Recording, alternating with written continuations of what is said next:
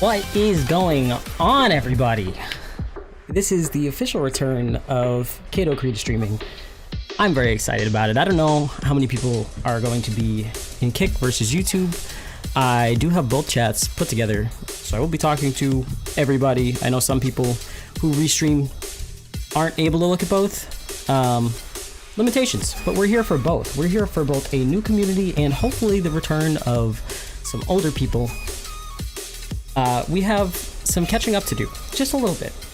For those who don't know me, never seen one of my streams, I used to stream on Facebook Gaming first, then on YouTube. Total of about 3 years of streaming.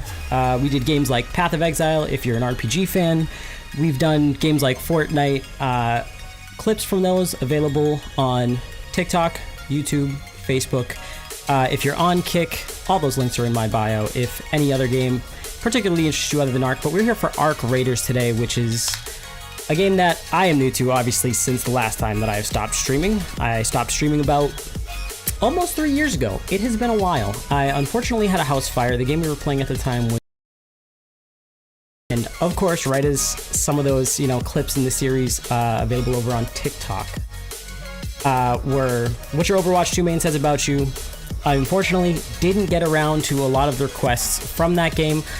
I have some time now. I might go back and play it, but I haven't played Overwatch 2 in a while. So if that was something you were a fan of, hold off. I got you guys, eventually.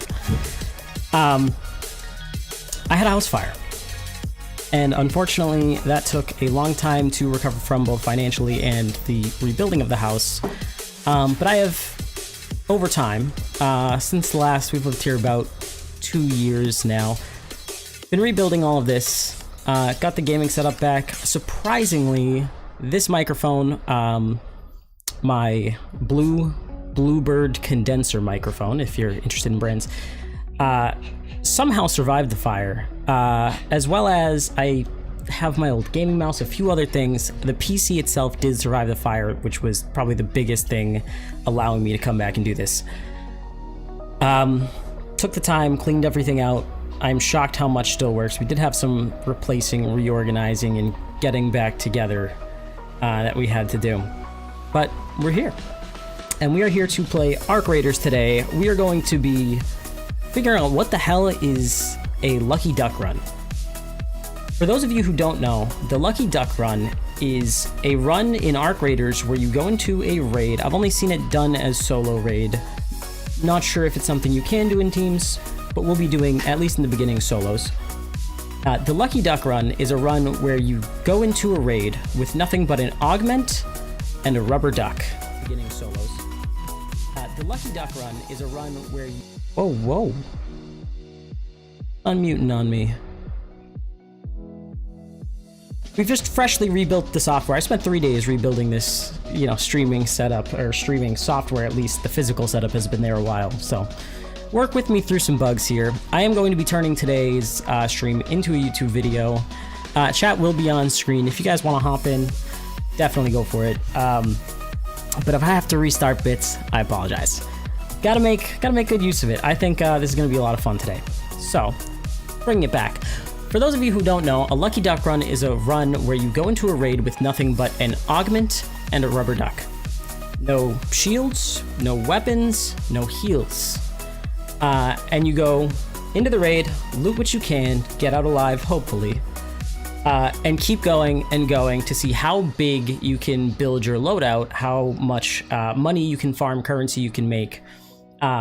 With just the stuff that you're picking up, you're not adding anything from your stash, you're not sending anything to, obviously something like resources, if we can keep account of, to do some crafting to upgrade things.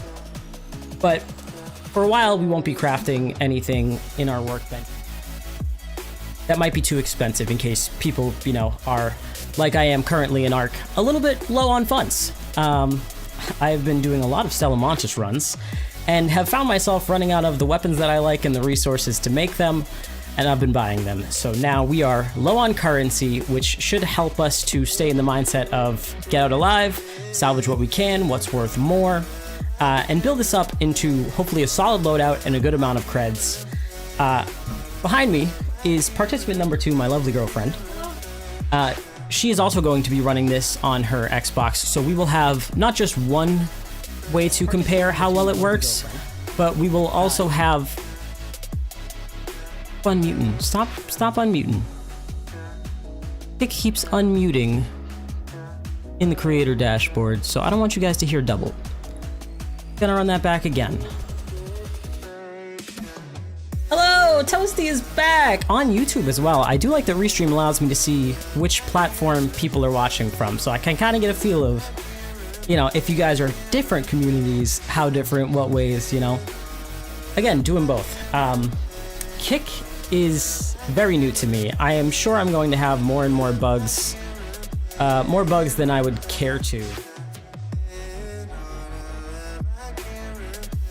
Oh yeah, I can unmute it pretty quick if I need to. We can run that back. Just because of how much I'm going to have to run this back, I'm going to be pausing the music. I hope you've been well, Toasty. The years have gone. I would love to know. Long time, hope you've been good. I have been. I've been doing pretty all right. Don't know if you saw the explanation. Long story short, I did have a house fire. We have over time rebuilt. And this is going to go hopefully a lot better now. 5 or...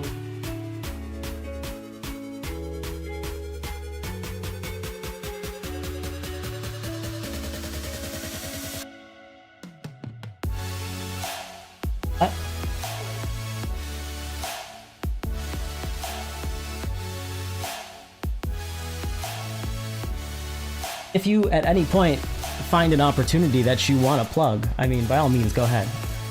We're all about plug. Yeah, so we'll run it back for the sake of the video. It definitely was a while.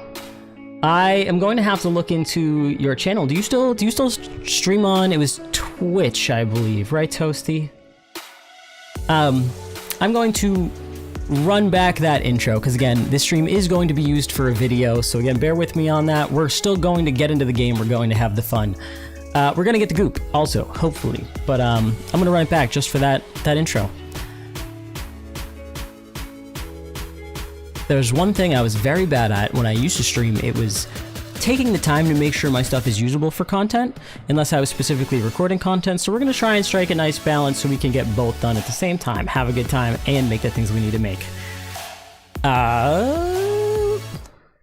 Paused. All right, cool. Wasn't sure if that was going to work. I recently found a program you guys may be interested in if you find yourself limited on monitor space and you don't like juggling between applications. It's called On Top Replica. Basically what it does, if you find yourself limited on monitor space. Goddamn Kick. God damn it, Kick. Scroll me up. Yeah, I can actually even close Kick if that's going to be an issue. I will be limited in the notifications I'm able to see, however. Is Restream screwed up?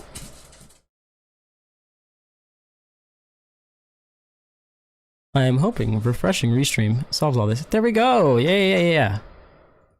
Alright, word. Now I can shrink this window down. I'll actually be able to see all my notifications without Kick screwing me up. Perfect. Anyways, we're going to run that back for the video, but if you guys need an application to help you juggle your screen space, it's called On Top Replica. It just clones the window. You can enable click-through, but when you tab out of the app, it will still leave On Top Replica as the frontmost screen. So you can, the way I'm using it, monitor my stream alerts and everything while that's on top, but I can still click through to OBS if I need to adjust anything. That way I don't have to click back and forth between windows and miss anything. It's very low power if you're worried about PC restraints. So I'm going to run that back for the sake of the video. We're going to re-intro this, and then we're going to get into some Arc Raiders now that all this sound is not an issue. For those of you who don't know what a lucky duck...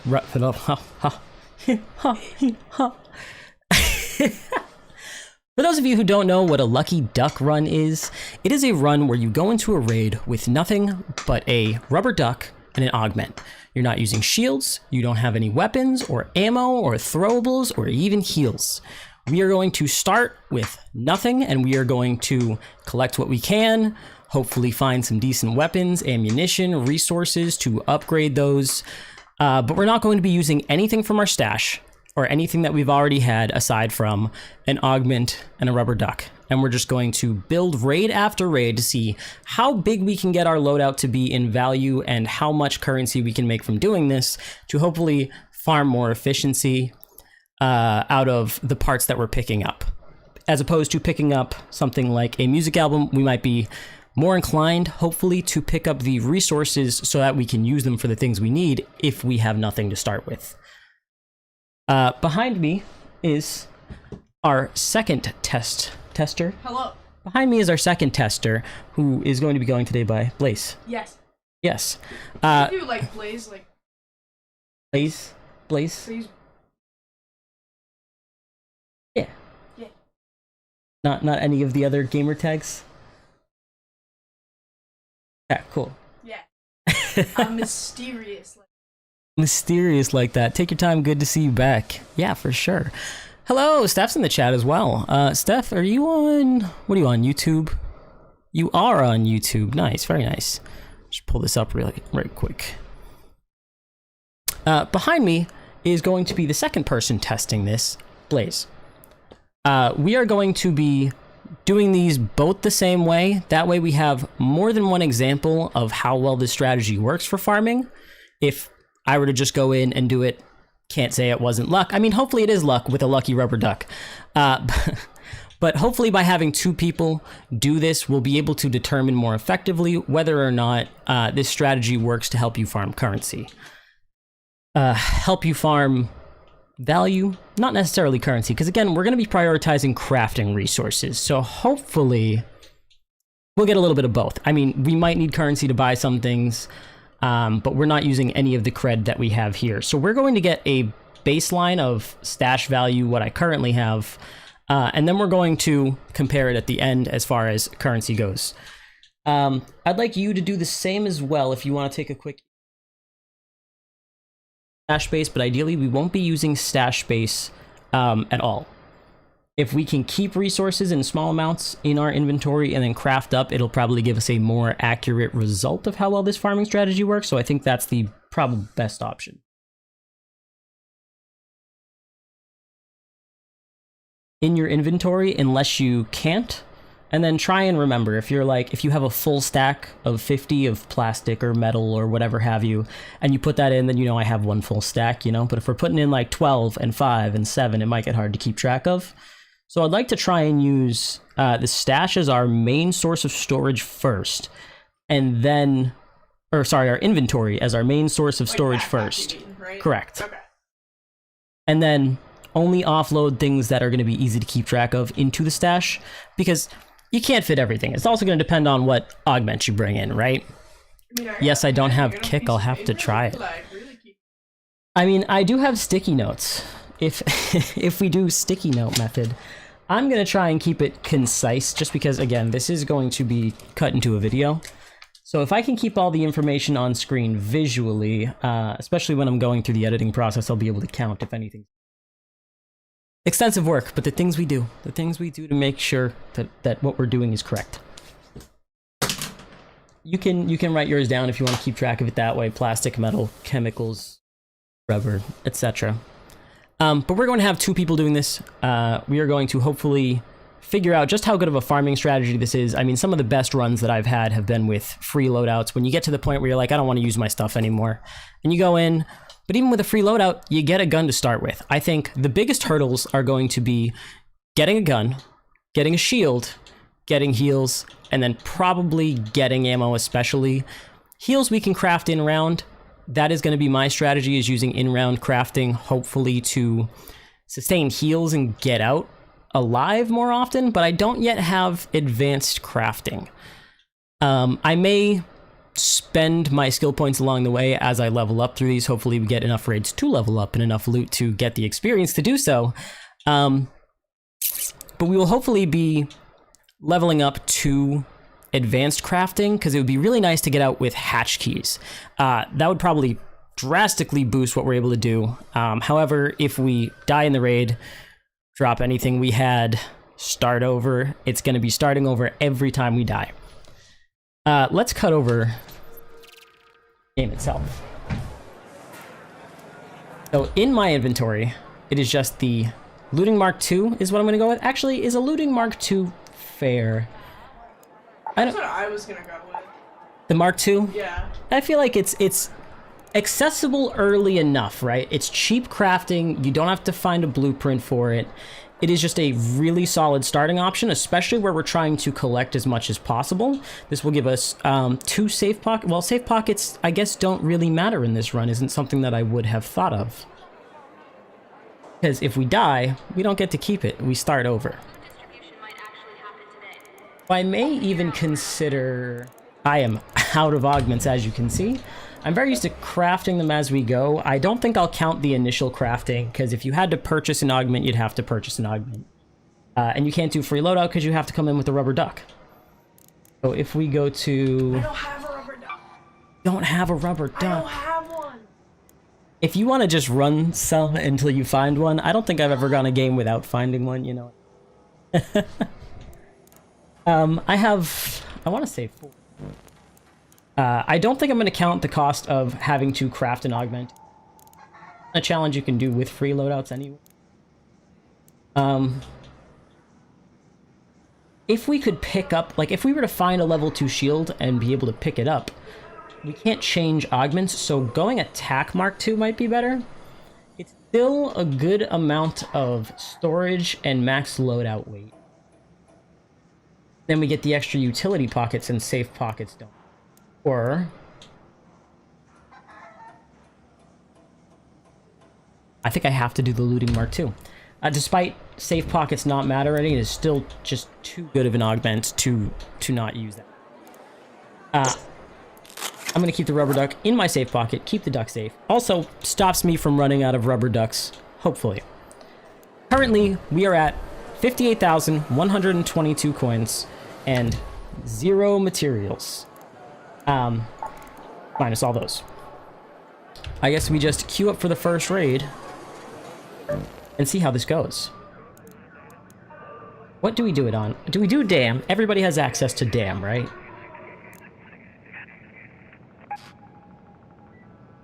Is there a strategy to... No, we'll just do dam. We'll keep it simple for testing purposes. It is probably easier to survive, but the loot won't be as good. No firearm equipped, no shield equipped. Just as good. So this challenge, I believe, comes from... I saw it first from a streamer named Koff. I'm not sure how it's pronounced. It's C-O-H-H. He has a few different channels, variations of that name. But he was the first person I saw this from. The earliest I was able to find mention of this was on Steam, actually. Steam discussions a little bit before Reddit. People just saying that they saw it from a streamer, but they never mentioned who the streamer was. I would assume it's Ka, but I'm not too sure if he would have been the first to do it. I mean, it was pretty early into the game that somebody came up with this run, and it definitely... It turns this game from feeling so, like, you know, sweaty and difficult and something you really have to lock into to something that's just a little more... I don't want to say fun, because the game is fun. But something a little more casual, a little more funny. Obviously, we're not going to have resources to fight, so avoiding arc and hopefully finding not the worst players... Ooh, a shield off rip is kind of crazy. I think I just got wicked lucky. What in the... Okay. Clearly, streamer client, first stream back, and they're giving me the streamer client? That's wild. That's wild. If I could find some heavy ammo, we'd be chilling. We got heals already, too. There's no way I didn't just get crazy lucky with this. I mean, this is already something that I would run as a loadout. And heavy... I think I have to apologize, guys. Clearly, This is just unfair. Lockers I find to be some of the best. This is the starting building. I just started this raid. Got a gun, ammo, shield. I mean, maybe the rubber duck really is lucky. Where do we even go from here? Let's see. We could try water treatment. Might be sweaty. I think to do this, we're going to have to craft some stuff. Scrapyard can be really good for resources, especially metal parts, which would help us upgrade our guns as well as do that. So we're going to cut through Watchtower. I do know a raider cache spawns around here and up here. So I think we're going to run down to here through Water Tower, sorry. We're going to hit these 3 buildings and then hopefully check for some raider caches before we come down to Scrapyard and start farming up some metal parts. This seems like... I mean, it's already an insanely solid start. We're 3 minutes into the raid and we've got a gun, shield, and I didn't find anything to heal. Arm Arc for that. So at some point we're going to have to fight Arc. Don't want to take shield damage because we don't have any way to heal that. If I get this lucky off Rip, I mean, there's 2 breaches in here. It's also a great spawn. If I get all this loot off Rip, what are the odds that I'm just going to get absolutely schmacked when I go to extract? The first round's a little too good. This rubber duck might actually be lucky. And another rubber duck. Does that mean our luck doubled? Does our luck double with ducks? Or is that an omen of ill fortune? Hard to tell. Got shots behind us northwest and east itself. Like, that's probably coming from research and administration. But for our first run, we're not going to go hit research and administration. I have been running a lot of Stella Montis, and odds are this is going to be a PvP heavy lobby, so for the very first one, I don't think we're going to be running in.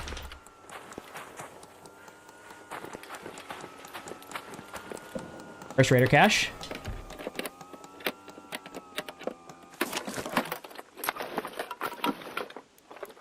You'll never get anything too crazy, right?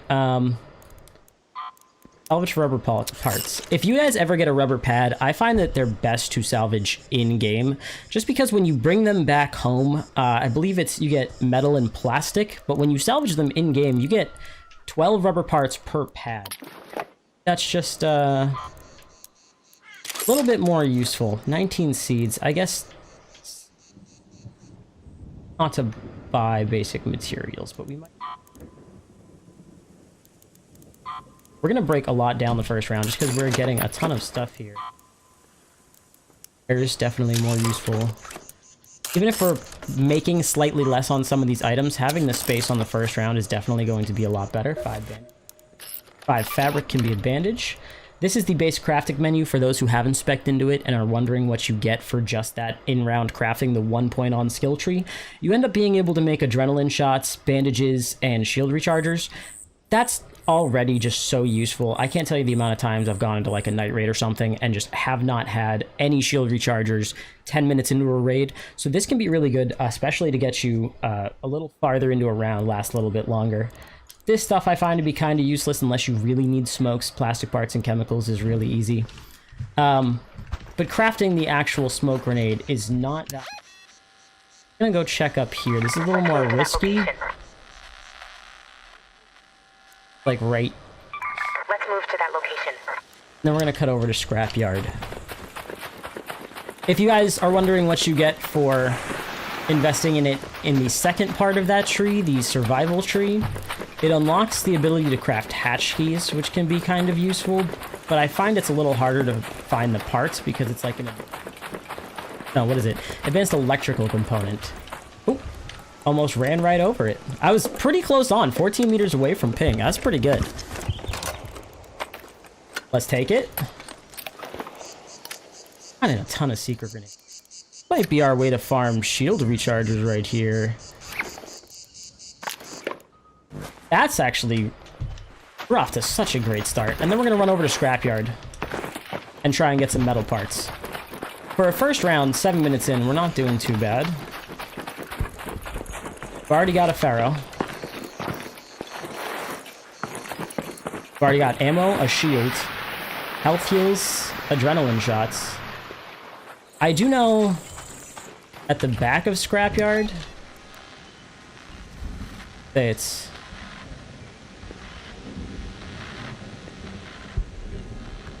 like right here, another Raider cache spawns as well. There are websites, I wish I could give a shout out to a specific website that I use. But you are able to find maps online that you can look at that will show you where specific things are.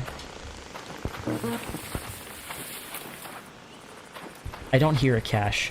It'll show you where specific things are, and if you look at where the Raider caches are, if you wanted to do a Raider cache run, if you're running low on funds, it's a really great way to back up. Just because, for the most part, if I were to show you on the map, it's like you will find that string there that I'm used to running as I go between this and this. Those I've just mostly found over time. But I know that some can spawn on the island, some can spawn up at these tops, up at the Raider outposts, and it's almost to the point where you could probably do a full lap around the map just looting Raider caches, and it's honestly much more solid loot than going into something like Electrical Substation or, you know, non-risky POIs. Like, if you were to go to, well, residence, anytime you have residential is good, but if you have anything that's not a residential area like West Broken Bridge, and you're just trying to avoid players and get good loot, it's much better to just do Raider caches. Scrapyard's another favorite of mine, ever since I had to do it for a quest. Rubber parts, always need salvage metal parts so we can carry more. We're already bit up.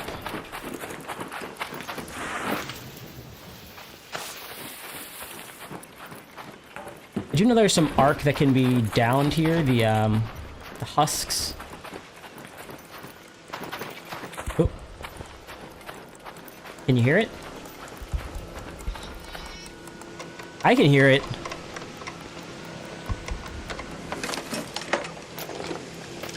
Bandages? More light ammo.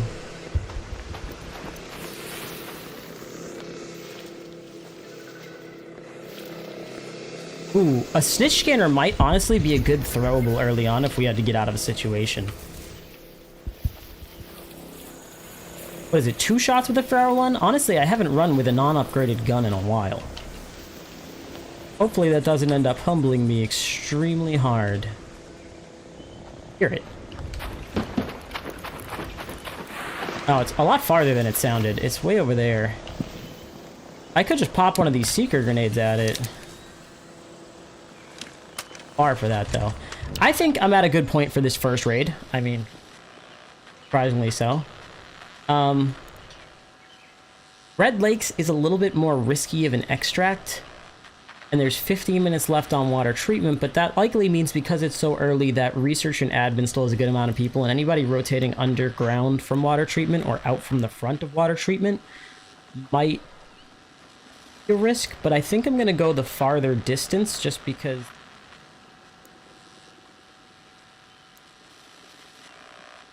probably have just enough time to get there and scope it out and then dip out. But there are more arc there, so it can be a little bit riskier. A Rocketeer can spawn over there. Players also like to loot that building. I believe there's a pretty good key. I want to say it's a blue key that unlocks a room inside that building that's got some decent loot. I feel like every time I come over here, it's either players fighting the Rocketeer and like 6 wasps, or it's players fighting players to extract. But we did find a smoke grenade, so it's like if I have to smoke the extract, I can do that. We also have a bunch of little smokes. Right. I actually didn't know that this Raider cache was here. Where am I on the map? We're like just outside testing. I'm gonna remember this spot because this is pretty good. Did just have... Oops, someone's calling extract. Maybe we can get in with them. Heavy fuse grenade. I want that over the little smokes. You know what? I want that. Gotta move. We did find 1 stim shot. Great start.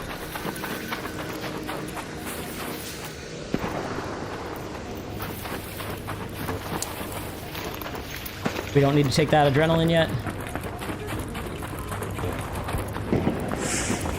Oh no. That is definitely not a good sign.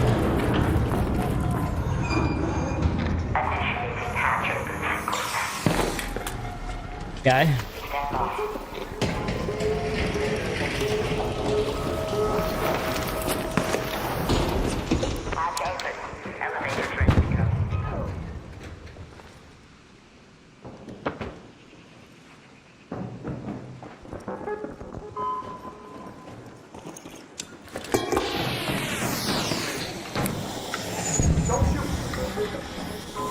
I got you, buddy. Let's just get out of here. That other guy just killed this player. How much time do I have? None. Oh, he was looted dry. Ooh, I'd say that's a pretty solid first run. I mean, we're gonna have to conserve some ammo. With a Pharaoh, that's probably the easiest to do. Pharaoh is also probably one of the better guns we could have ended up with. For taking out Arc, unless we find like an Anvil. It's been my favorite to deal with Arc. I usually run either Anvil with a... I'd prefer an Il Toro. I don't often have an Il Toro. I usually end up using a,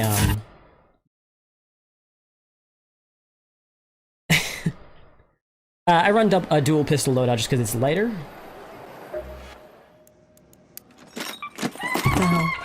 Of course I'm gonna blank on the name of the gun like I've never played this game before. Venator. I usually run Anvil Venator if I'm just running through things, typically solo runs or something like that. I find that it does the job. A Venator can take out players extremely quick or deal enough damage fast enough that they're going to back off you if you're just trying to get out of there. And an Anvil, I mean, it's a little bit less damage than the Pharaoh, but you're taking out Arc significantly faster. So I'll use that to deal with Arc and then use the Venator to deal with everybody else. We ended up with a good amount of stuff here. Explosive compound I'd like to use. We do a whole stack of bandages out of that run. Seeker grenades. Herbal bandages are really good. We didn't get any arc parts, meaning we can't craft any shield rechargers, but we're still at 100 shield. So I'm trying to think what we use.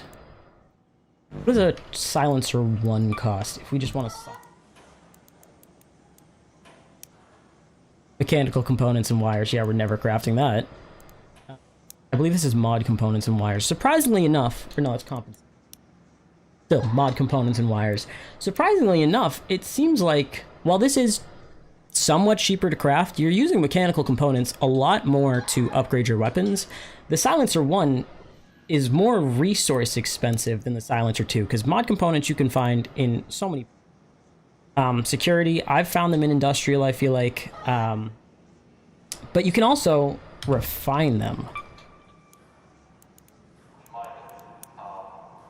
Steel springs and 2 mechanical components. So for the same amount of mechanical components, yeah. Let's see, Silencer 1 is 2 mechanical components, and you need 2. So for 2 additional mechanical components, you're getting a much better silencer. And it does matter slightly, because if you get pinched and you have to deal with a ton of arc, especially if you're getting ganged up on, having the silencer not draw all the players in your radius immediately to you across the map is going to be a lot more valuable than wasting 2 mechanical components on a silencer. But at the same time, we have no silencer to begin with, and mechanical 7 metal parts and 3 rubber. We have the rubber parts. We have 34. I'm organizing to better help us understand what we have for research.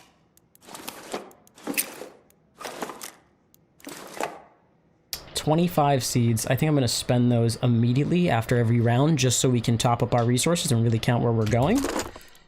So we have 25. I'm going to use that to purchase 20. And then we'll try and get at least a silencer, even if it's not a silencer. Hey again.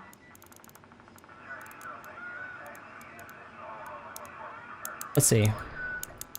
25. We're not using any of the seeds we had previously. Now we have a full stack of metal parts. Okay. So let's actually craft a weapon with that. Stitcher, if we had to deal with players, is probably a lot better. I also just recently, in one round, got both the Bobcat blueprint and the Aphelion blueprint. That was probably one of the most, like, I don't want to say hectic runs, the sweatiest. We only ran into a couple of teams on Stellamon. But this was unreal of a run. But the Stitcher is 8 and 4 and allows us to also start using some of that light ammo that we're picking up. Crafted just a Stitcher 1. What do we have left? Problem is it's not drawing from my inventory. So we need to manually split stack on everything that we craft to make sure we're keeping good track. So 8 and 4, but it didn't take it from here. So we're going to minus 8 and 4 because, again, we want proper accounting to kind of see just how that goes to inventory and 4. Just to make sure we're getting an accurate count of how much we're actually making by doing the Lucky Duck runs. But we're going to get to a point where it's going to be very difficult to keep track of, especially if this was first run. I mean, I don't think we could have come out of this better. I'd like to upgrade a little bit quicker. Better reload speed.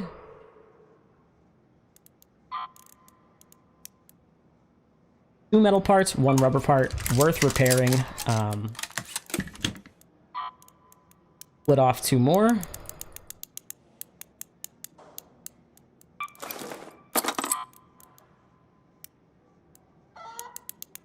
What did I say? 2 and 4, I believe. 2 and 1. So we have lost 3. It's fine. Upgrade. 7 metal parts. We have 38 left, so that's worth. Simple gun parts. We actually have not found any simple gun parts yet, so we can't upgrade that. So we have 7 from that one, and then if we upgrade the Stitcher, 8 and 12, which we do have enough for, so we're going to upgrade that as well.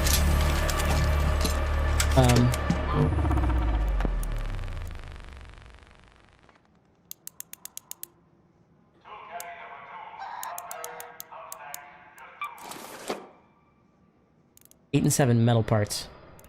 This was just 7 metal parts. This was... We actually only need... that we can hold on to. We've used a good amount of our metal parts there. Wires we may end up breaking down. We do more space to loot.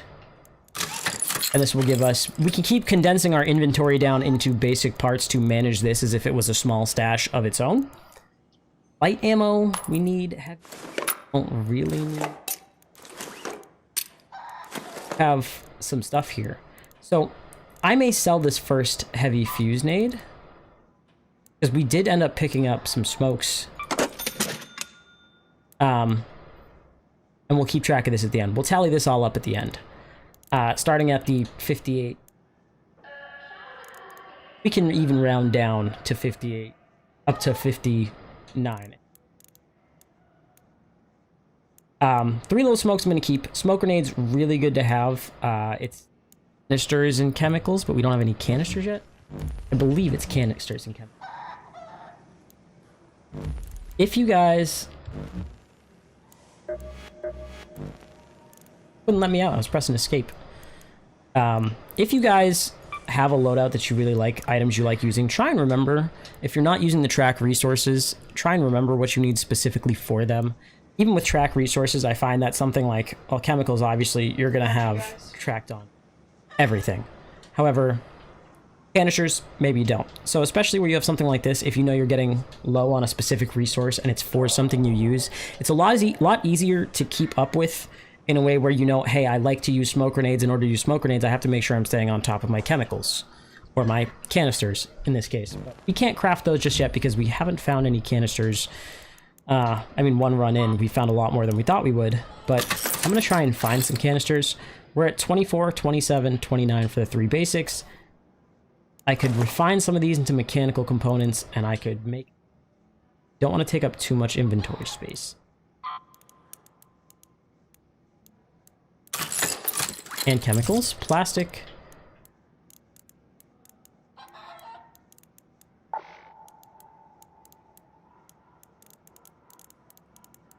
Very limited stash. Let's stack.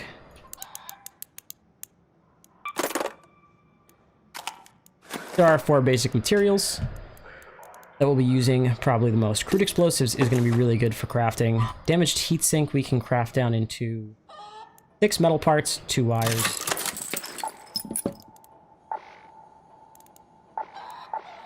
Not using the stash is going to make this difficult, but I want to make sure I'm actually keeping a good tally.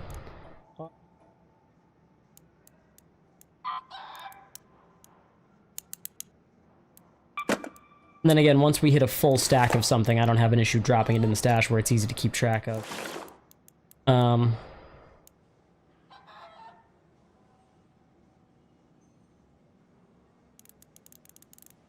Maybe we stick to breaking things down in round. It's going to be less resources, but it's also going to be easier to keep track of that way. 10 plastic, 6 wood. Plastic.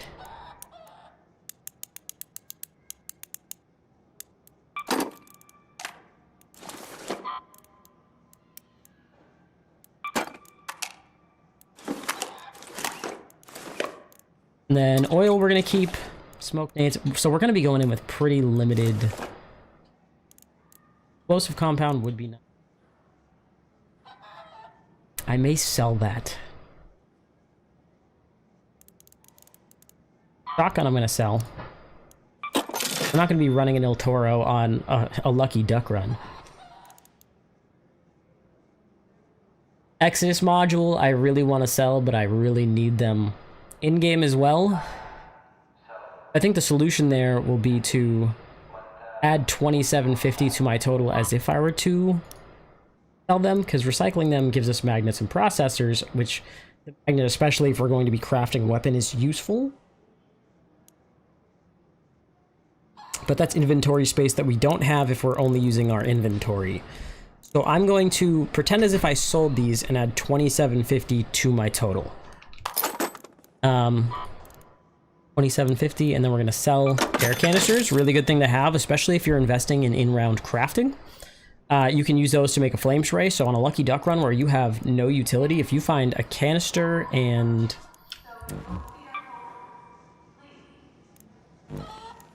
If I can see them.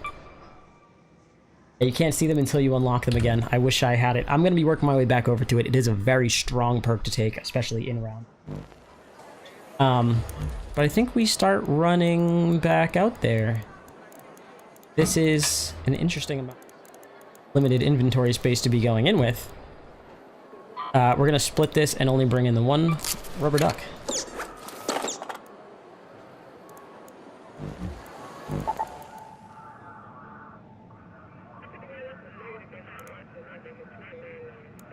Go back to dam. I'm feeling a little more confident on this.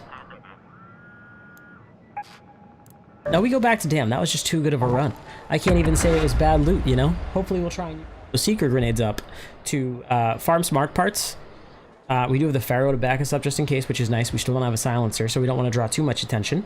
But those seeker grenades, I believe, one-shot a wasp but not a hornet, and that'll be a really good way for us to farm the arc power cells we're going to need to have any kind of shield recharger to start pushing into higher loot areas. That is a part that I genuinely, in normal gameplay, run out of a lot of, is the arc power cells. If you have a bunch of advanced arc power cells because you're farming larger arc for the goop, those can be recycled down into a significant amount of arc power cells. But we're not going to be doing that in this challenge for a good while, and you might need those if you run a heavier shield. If you run a lot of PvP, a heavy shield can be worth carrying, especially if you take the perk that makes shields encumber you less. Going to go on this run, I believe. Have full time left, 29. Yeah, okay, cool. I think we're gonna look it through this island, see if there's any raider caches up here, and then try and hit that little spot at the end of highway that everybody knows about. And if you don't know about it, I guess you're about to. I will say, for as popular of a spot as I've seen that be in content, it really is not always looted. I feel like probably 80% of the time it's unlooted by the time I get there, especially if you go early into a round. A lot of the players who are going over there are also typically newer players, I find, just because once you start pushing into big buildings and finding how crazy that loot, it's hard to go back, is what I'll say. When you get your first, you know, like 2 pinks in the same container, you're like, whoa, I'm coming here more often, you know? I might pop this stim here just to get there quicker and to get out of the open quicker. I'm going to push right, because while it is farther, at least we have some minor level of cover.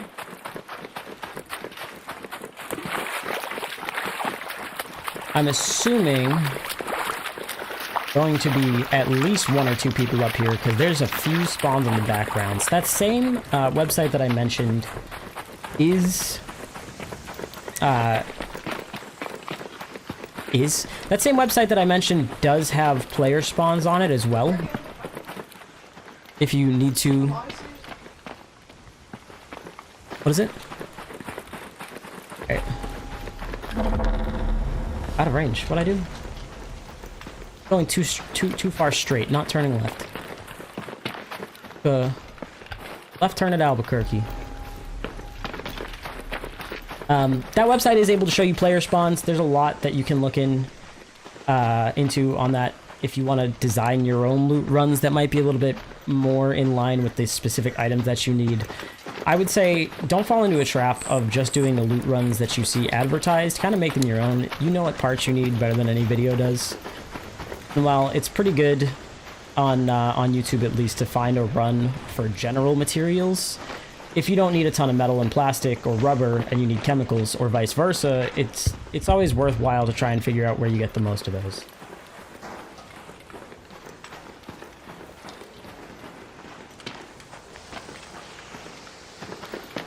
Up here will be on height.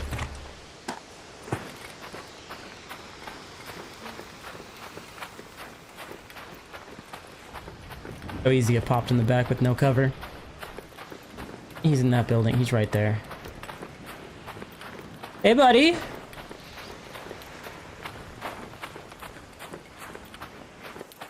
We're gonna go hit that spot, and then we're gonna go deal with him. He may have already hit this. The place I typically rotate to after hitting this is that building, but now that we know that he's there... Drop, catch, and... Oh, not looted yet.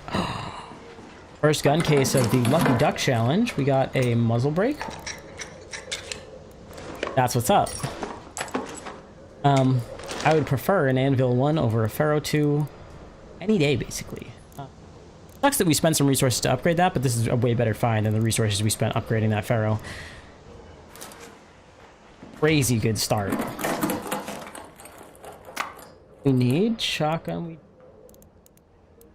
could be running low on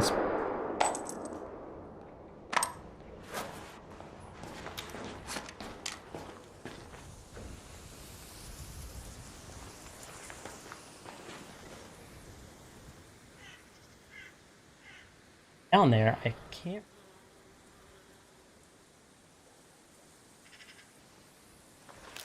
You ever wonder if you hear a shot if it was the player shooting by accident? The amount of times I've been trying to do something and shot by accident, clicked a little too fast before a menu was up or something.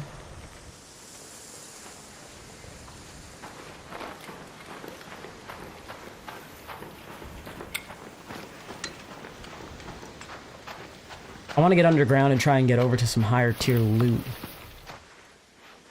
I don't know if this guy is still sitting here. I don't even know what he was shooting at. But this is one of the loot paths I like to run if I spawn over there, or if I spawn back there. Got close enough, it might be the same player.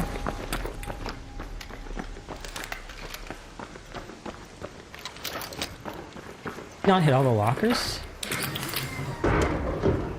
Not the back, I'm assuming. He did hit the locker, it just looks closed. He's leaving some good stuff behind. Gonna salvage those, because I don't really want to carry those as a separate item, but I'll take them. You guys gotta be gooped, right?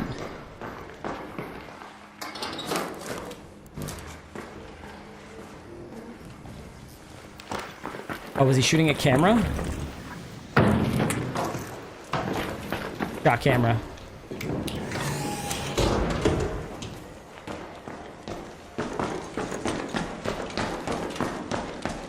Guy is closing doors behind him. He's a cautious player.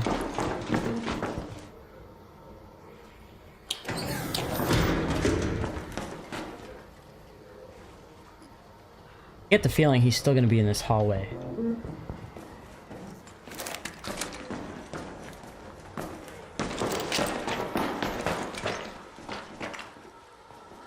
So basically, we're going to try and run across all this.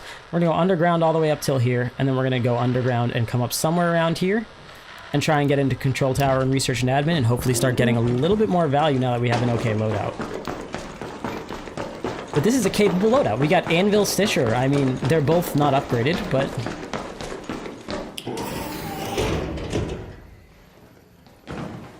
And this first room on the left, pretty good loot room, but we don't know where that guy was.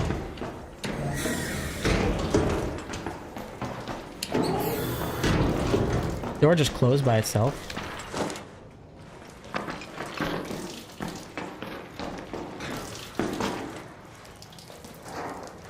Still breaching. Leaving blue items behind. That guy's got to be gooped. Is this advanced electrical components?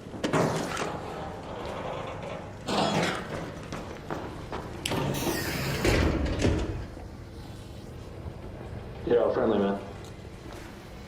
Hi, yo. You ever heard of the Lucky Duck Run? Oh yes, sir. That's what we're doing right now.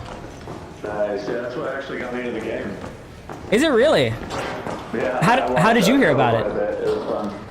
Yeah, that's how I heard about it as well. That's funny. I was just saying that I'm not sure if he invented it. I mean, I don't think he invented it, but he's definitely the first person I saw it from. Well, I actually think he did invent the idea of it, but yeah, it was pretty cool. I don't know. I enjoyed watching, and then next thing you know, I was playing it. Yeah, dude. First run, I already got. You know, I have had a Pharaoh on the first run. Got smokes, heals, even a shield in the first building. It's been pretty sick. Nice. Yeah, facts. All right. Well, good luck, man. Yeah, you too, man. He was actually really cool. It's kind of funny that he heard about it from the same person. So that does kind of confirm my suspicion. I'm gonna leave him be. He's cool. That's him there. Oh. Cool. We're cool.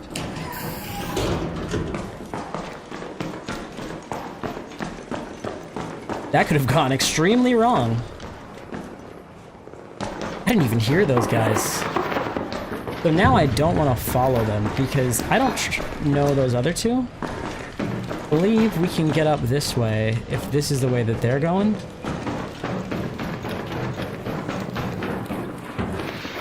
Are they following? My footsteps are going to be wicked loud here, but it sounds like they were following that path that I was just going down. That not them right there? Look, if they're following me... We don't have to have a problem. I want to get to some good loot, and that guy's already looted through this building, so I mean, if they start fighting... Maybe we'll turn around. Man, that's so sick. The rubber duck run is what got him into the game. That's just cool. Ooh.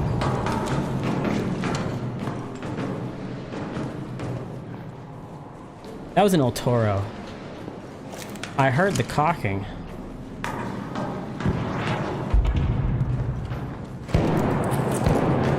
Huh?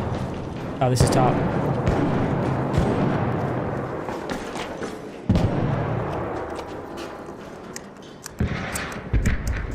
Yo, friendly man, friendly. Oh, it's you. Okay, word. Oh yeah, no, there's another guy over there. Yep.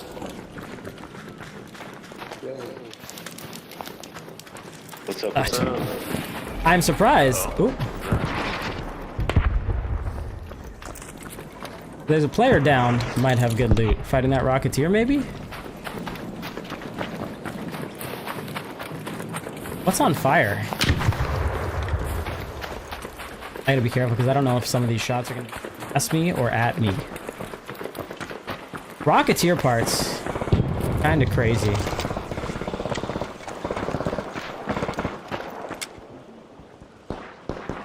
Up here, I just saw the light.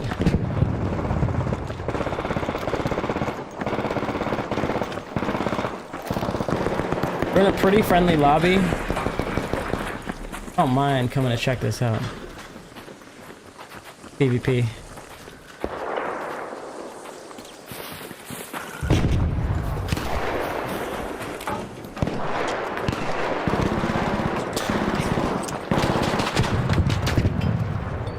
Probably overseas.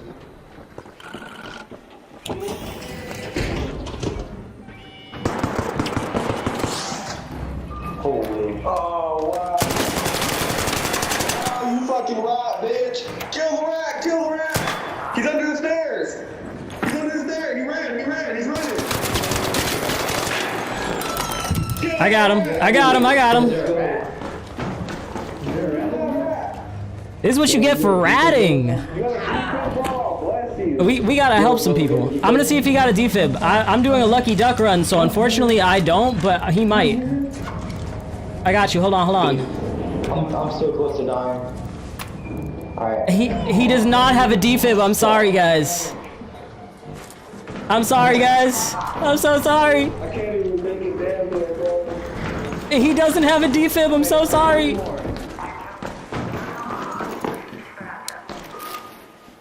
Oh, I feel so bad, but we got justice.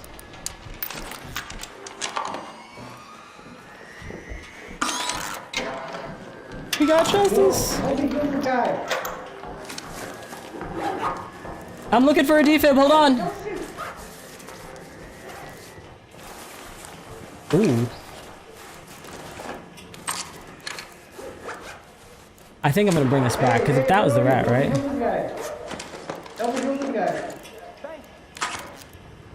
Yo, can you heal him? Hello? Can you heal this guy? He's down. Yeah, I can make it to the extract. I think. Alright, where you at? Where you at? I just got all the meds from those guys. There was a rat.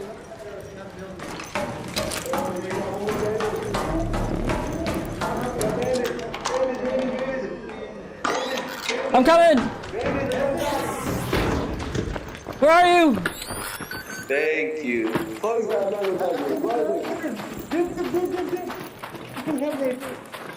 You got him? Thank you. Let's go, boys! Yo, we gotta. What in the hell was that round? That was so... There was just 8 dudes in that extract. That was pretty cool. What you get for being a rat? You want a PvP? Go PvP. Don't sit in friendly lobbies and try and get all these people to do it for you. We also picked up... I can't believe that. So we have an anvil and a torrente. The torrente is crazy to have. The Stitcher goes pretty crazy. Do love me a good Stitcher. That's not even upgraded. We've barely got anything on it.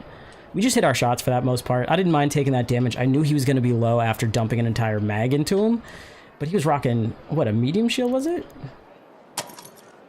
See, now I kind of wish that we did have the TAC Mark II. That guy had a TAC Mark II I should have picked up. The TAC Mark II is one of the most powerful in my opinion. Just because if your shield breaks, it deploys the smoke. And while it sounds like it might be an inconvenience at times, especially if you're like picking at things and then smoke, now you can't see. It's like if anything breaks it, if the arc breaks your shield, that smoke is going to allow you to heal up more times than heal your shield while you're in the smoke. You're just waiting on that cooldown. And then it's a free way to survive. We have wires. We did get... Oh my... What's it cost to repair? 5 mechanical components. 5 simple gun parts. Oh, we can't use it. But what we can do is...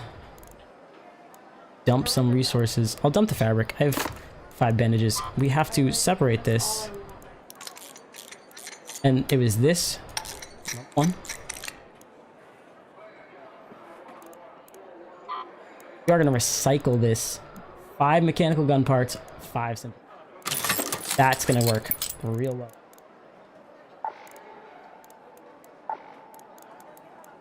Five mechanical gun parts, 5 simple. Mechanical components and simple gun parts. I'll split 3 off this because we have that stack right next to it.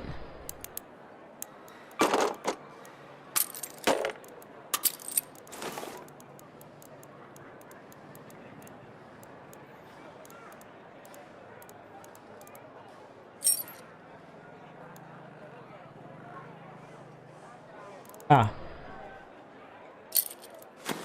In our inventory. Interesting. Interesting that it puts it in our inventory for simple gun parts, but not other stuff. This right here is so powerful to have already, and we're 2 runs into the game. We're 2 runs in, and this is enough to... I mean, if we wanted to upgrade both our anvil... 3 in 1.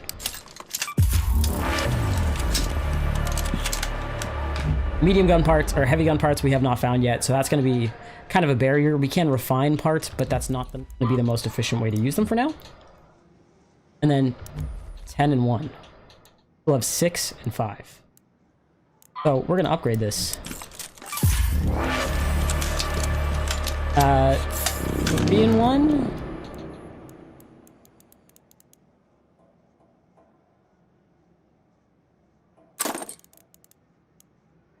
We're just going to assume that we already used them all. A Stitcher 3 is more than enough. If we have to repair it, we are going to need 12 metal parts. Left of this was at 7, and that 2 in our inventory has not moved. So it is pulling for some reason correctly from this. Maybe it's just because this is the larger amount over this. I'm not sure if that's the way the stash pulls, but if it is, that's good information to know if you're ever trying to, I don't know, reorganize or do a challenge like this. Good repair.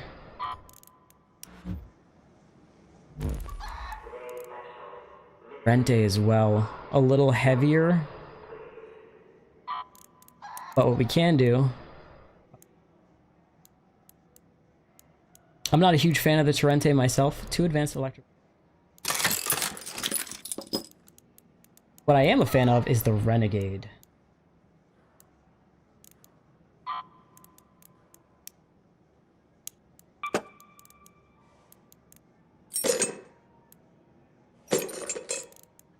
Not light gun parts, medium gun parts. Didn't we just...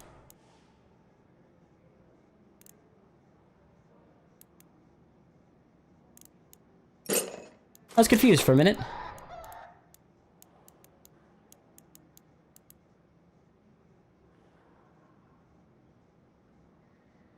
I wanted to craft instead.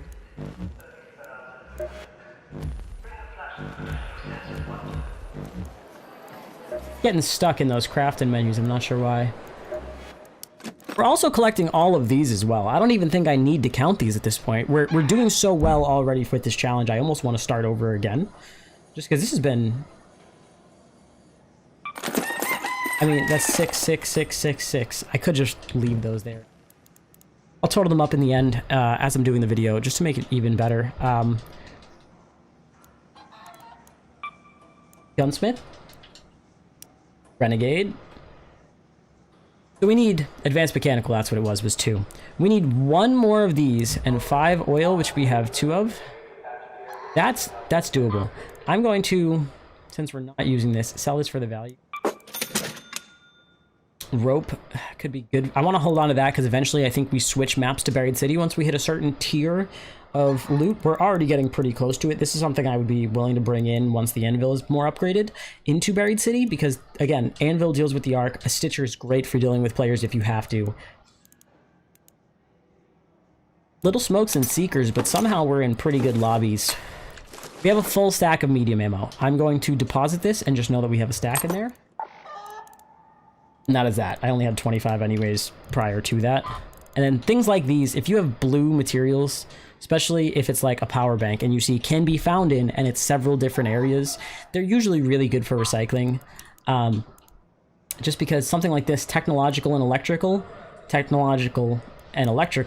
but you can now farm those parts from residential and commercial.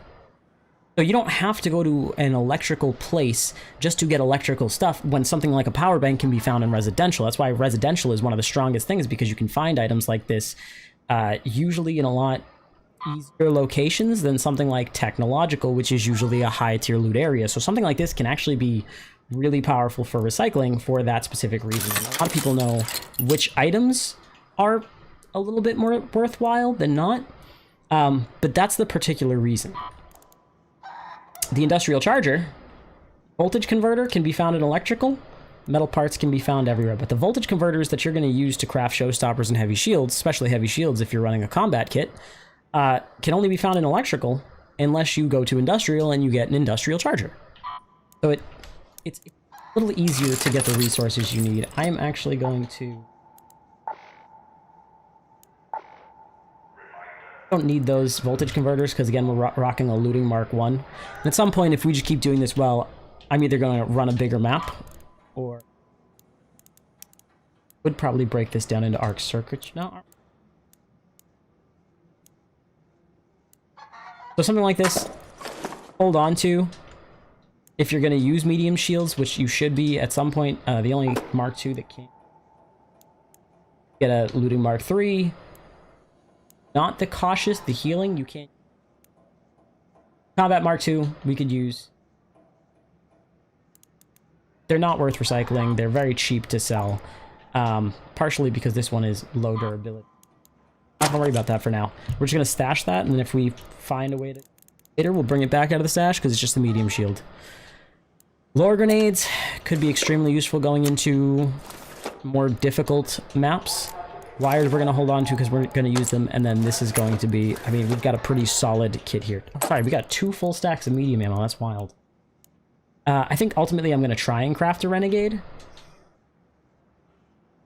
Actually, maybe not a renegade. Renegade's not as good at dealing with arc. Typically, I like to bring in one gun that's good at dealing with arc, one gun that's good at dealing with players. So if I go into gunsmith, right, and I have... Venator is incredible at dealing with players. Need 5 magnets. We have the advanced...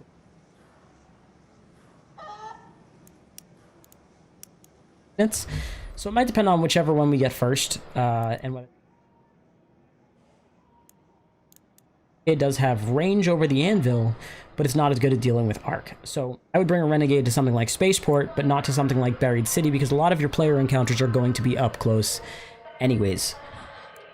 But a Stitcher, good all around. I mean, you could even go as far as maxing out a Stitcher and throwing a barrel extension on it if you're, you know, gooped up like that. And it's pretty solid medium range if you're shooting across building gaps or down a long hallway where the Stitcher might not be as effective. That extended barrel can make the Stitcher one of the best guns in the game, especially if you don't have a Bobcat blueprint, because Bobcat's incredibly expensive, especially if you're just trying to find them. You have a Jolt Mine. Jolt Mine I want to bring to Buried City. This is looking like we're going to be moving into Buried City pretty soon. We need to find one more medium gun part or refine it.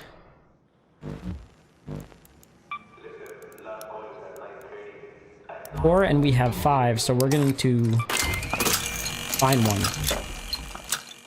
Now we have everything we need. We just don't have 3 more oil or... magnets we can get pretty easy, though. That's probably going to be what we look for. We're getting to the point where we've got a full loadout starting from nothing. We've got utility grenades. The little smokes will do fine enough in enclosed space. I wouldn't use them at an extract unless you had to. And if you're going to use them at the extract, I'd throw them very particularly at the door of the console you're trying to get out on, and maybe throw a couple more. You really got to lay them down. Got 3 shield rechargers, a full stack of bandages, and we're doing fine. Solid. So once we start upgrading guns, we're going to start going for better goop and things like the lore grenade to draw arc away from your extract or your place that you're camping. Something like Buried City, where you might get pinned down by a bombardier in higher loot areas. Jolt Mine to guard stairs, also a very strong thing in Buried City. At the very least, it's not going to damage players. If you want to be friendly, but you don't want to get, you know, smacked on by players running up behind you, a jolt mine is pretty good because it will stun them. Not only will they be stunned and maybe hopefully at least a little deterred before they full push into you, it'll also audibly alert you that somebody is there and allow you to get out if you'd rather just run. So if you're trying to run a PV type thing where you don't want to die to players but you do want to get into higher tier loot and things like that, jolt mines and smoke grenades are your best. I wish I might go farm moss and try and get, I believe it's a Serrape. Would have been nice to be able to revive that player. It's plastic, actually. They're extremely cheap. Plastic, we...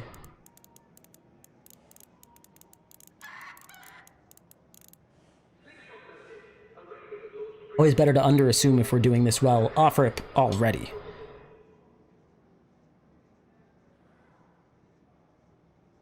This grenade I'm going to stick. I'm just going to put that back in my stash, but just so we have it on us and can use it. Maybe the safe pockets do matter a little bit if you're doing the challenge and get something you really want, because while it might not count towards the challenge, if you die, it does still count towards when you're not doing the challenge. So I might just save that in the safe pocket. I was a little too preemptive on saying safe pockets don't matter, because they do when you're trying to build your actual, you know, account value. Light shield is at 80. I believe they're plastic parts. Plastic parts to repair. We're gonna repair that when we get some plastic parts, hopefully next round. So right now we're targeting magnets, targeting plastic parts, because we've got some decent stuff here. I think that's really all we need to try and focus on. Magnets can be found in a good amount of places.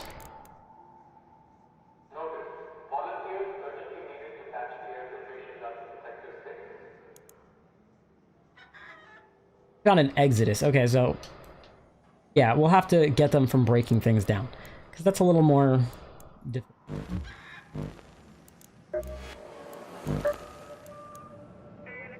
We'll do hopefully only one more run on Dam. That was real good. And then we'll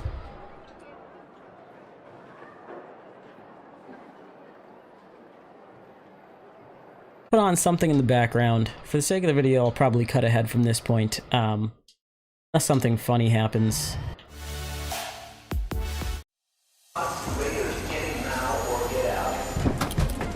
If that music is at any point a little too loud for you, let me know.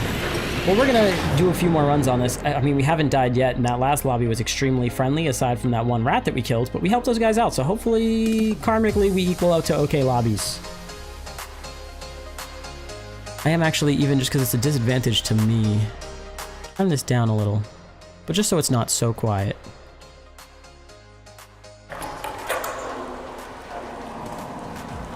We're starting in a pretty good location by pipeline. We might run the same plan, heading over to Outpost East and then back down if we get the time. Those containers can spawn.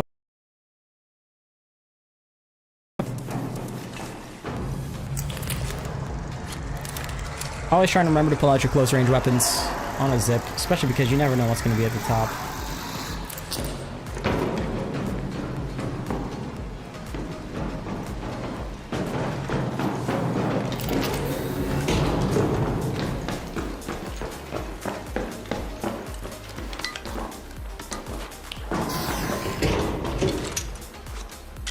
I readjusted my mouse preset.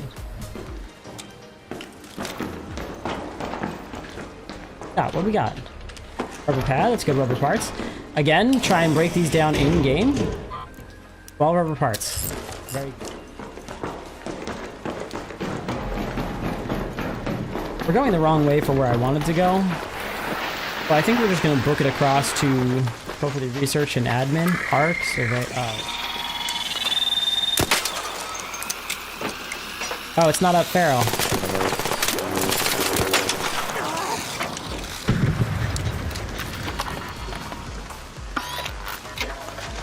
We actually want that wasp salute.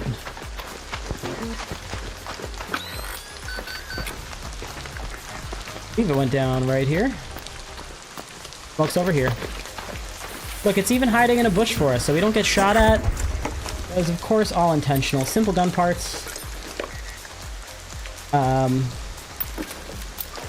Wasp driver is really good to sell. We can craft with these. We're actually going to craft with these and the light ammo. Field rechargers. We have, yeah. Again, in-round crafting, very useful. And we don't have to worry about that taking out of the total of our stash. So we have 4 shield rechargers. We are going to bandage up and just try and be at max health. If I had more than 3 seeker grenades, I would deal with that surveyor because surveyor vault's also really powerful.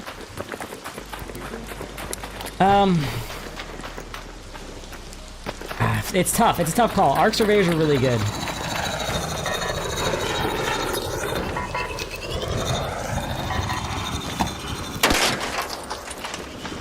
I don't think 3 seeker grenades is enough. Oop.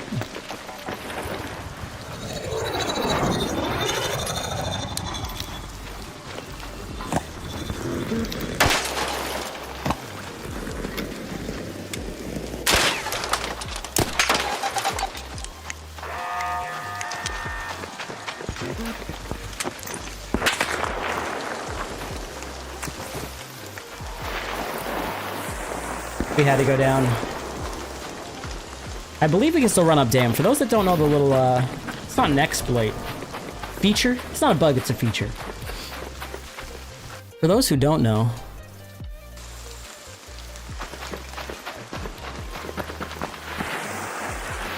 it'd be difficult to get up, but if you... Oh, no, maybe they did. Maybe they fixed it. Maybe they did fix it.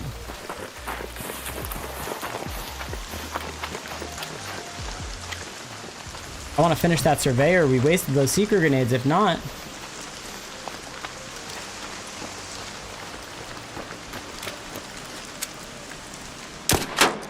It's smoking.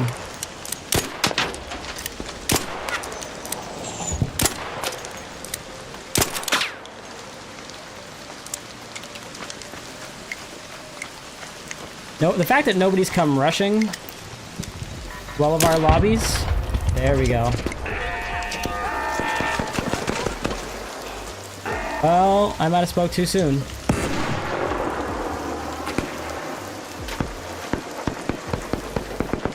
The actual surveyor vault.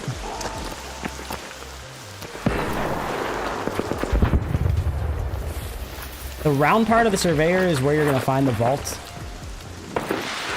Unless you're real lucky. I don't know how far it rolled, though. It wouldn't roll all the way down, would it? Oh. He wants that loot. He's coming this way.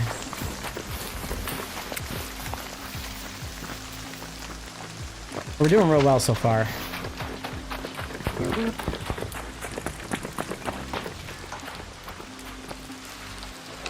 This is going to be a great time to be looting this.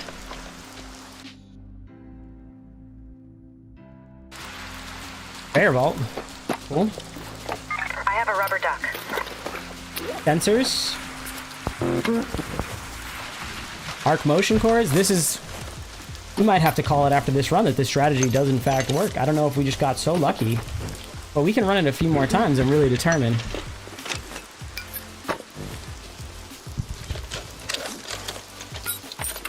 There's those advanced power cells I was talking about too. Seeker grenades, lucky to find. We were lucky to find them. But these break off into so many pieces. I do hear a wasp coming. It's the one we shot down.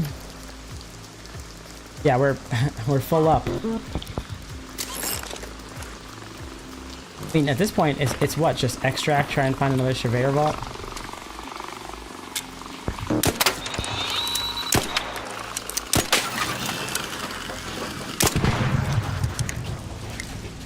I don't know where that player went. He clearly didn't care about that wasp loot that he dropped. Mechanical components, more arc power cells. And there we go. I mean, we're already full loadout, good to go. I want to find the core of it. Definitely blew off some parts when it was over there. And that guy has now killed that turret for us. But we're running kind of low on space.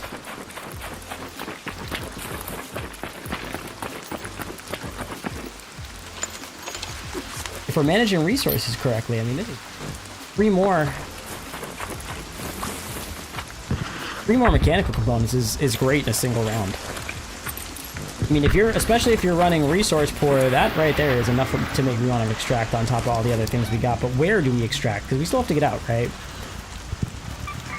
That's probably going to be our best bet. Came from this way, just weren't up top yet. I don't have any stim shots. Crafting. We don't have the plastic parts. Unfortunately, plastic parts isn't something that we got this round. But that might change on the way even just over to the extract. I mean, for a lucky duck run. Lurking, hell yeah. Over on Kick, too. If you guys are watching over on YouTube, please go follow over on Kick. Kick does seem to pay out a little bit better than YouTube, but we are not at monetization on that yet. That's where we start. We can go up from down here, though.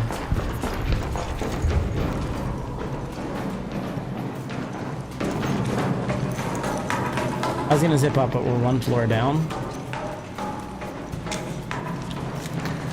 Hasn't even been opened yet. There is, if you come this way, a camera out to the right.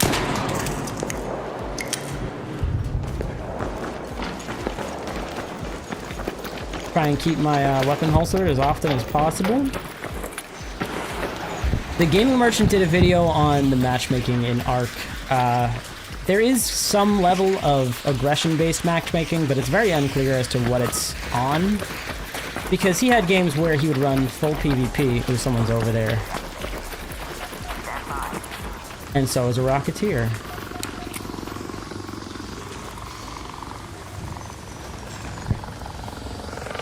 I'm gonna run over this way. I got time on that, but I want these little smokes to last us if that Rocketeer comes after us. Of course he's turning that way.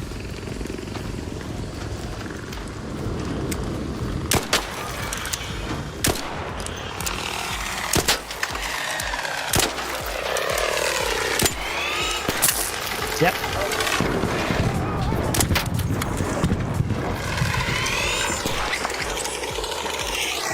We don't got time to reload if we want to survive.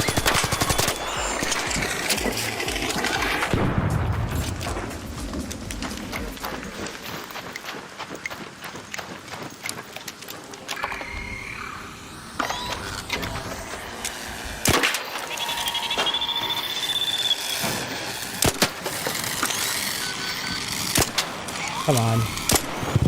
I'm just whipping. There we go. Hold the door!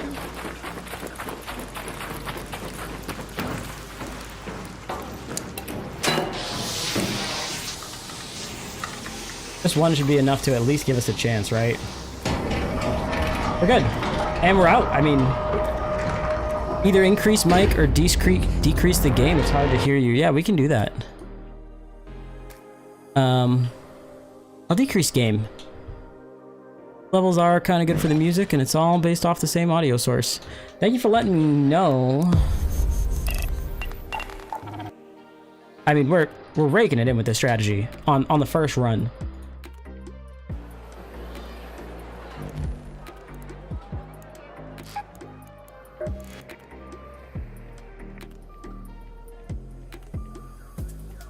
Way better? Yeah, word. The gunfire can be pretty loud. We are also running night mode to kind of compress the audio. For those who don't know, that's a really solid tip. Is in your settings, put an audio. If you're having a hard time hearing things like footsteps, or like some things are too quiet and others are too loud, the audio option that says night mode is just an audio compressor. It compresses things to bring the explosions and gunshots down a little bit and bring up the footsteps too. Could have just been a loud area in the game too. Oh yeah.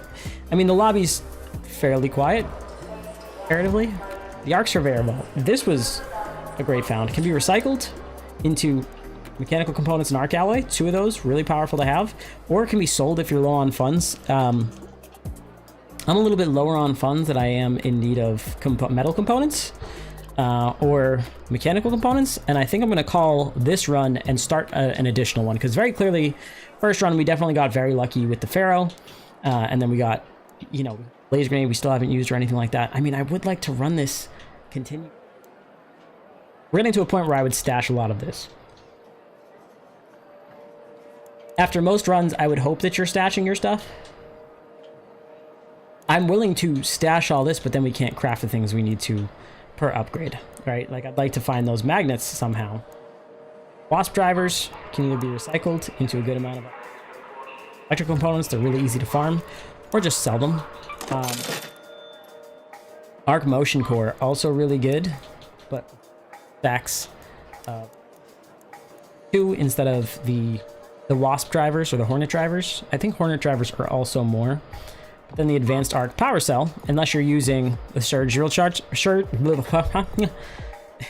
you're using the surge shield recharger, which is for medium shields if you really need it. Heavy shields mostly are where you're going to find that it's more necessary to run one. Unless you're running those and you're just running regular shield rechargers, they recycle down for 1 to 2. So it's like for each singular one you have, you get 2 arc power cells. Really good way to farm those up. They drop from almost all high level arc. Anything above, you know, your standard ticks, fireballs, wasps, hornets, things like that. Lure grenade, really powerful. I don't know that I'm going to necessarily need it. It's nice to have in a pinch. We're not necessarily in a pinch with this loadout here. 1 jolt mine. Archer. I'm gonna sell the surveyor vault. Yeah, we're gonna sell the surveyor vault. 4 mechanical components again. I believe. Yep, and 1 simple gun part, which we have. So we're already at a Stitcher 4 with a muzzle brake 1, full stack of ammo. We're running a little low on heavy ammo, but I did drop some into my stash here. It wasn't a full 20 though. I had something. 13. I know I had at least 7 from the arc motion cores. I might use the wolf pack and the magnetic accelerators, so it's a little more worth it to me to do that. Stash those away. 2 full stacks. Out of those 4. Explosive, really good for crafting. Again, this is probably enough space for me to run in a little bit. Didn't get the... not plastic, it is rubber, which we have. So per 5 rubber we can craft one, and we just had a arc motion or arc advanced power cells that we broke down. We have 3. I like to go in with a full stack of 5, especially if you're fighting arc. Bandages 4 will be fine. We're not running anything crazy. 2 little smokes is fine. Pop this in here. Full stack of 15 arc alloy.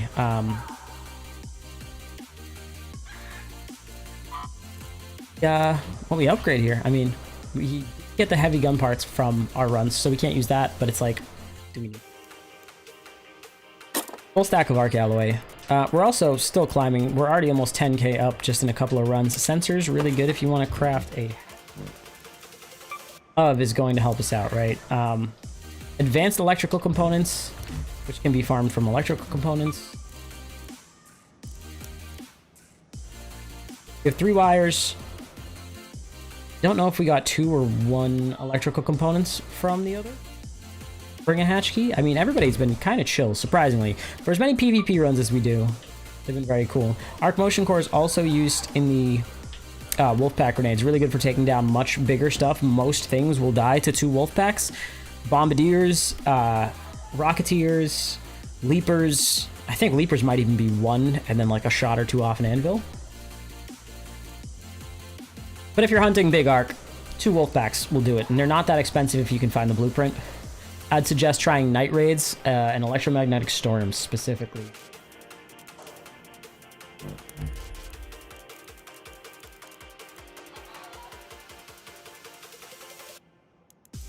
Before we restart, I might even just dump these in. We do have 3 out of 5 here.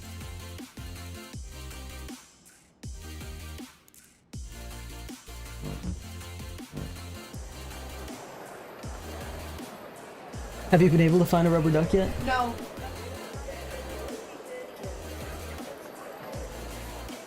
So funny. I mean, with how I'm saving mine, I might just...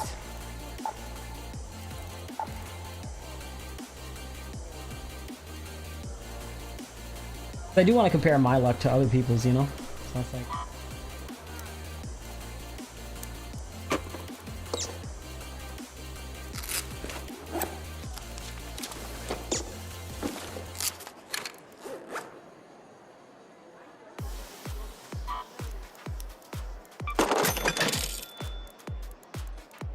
5K in this total.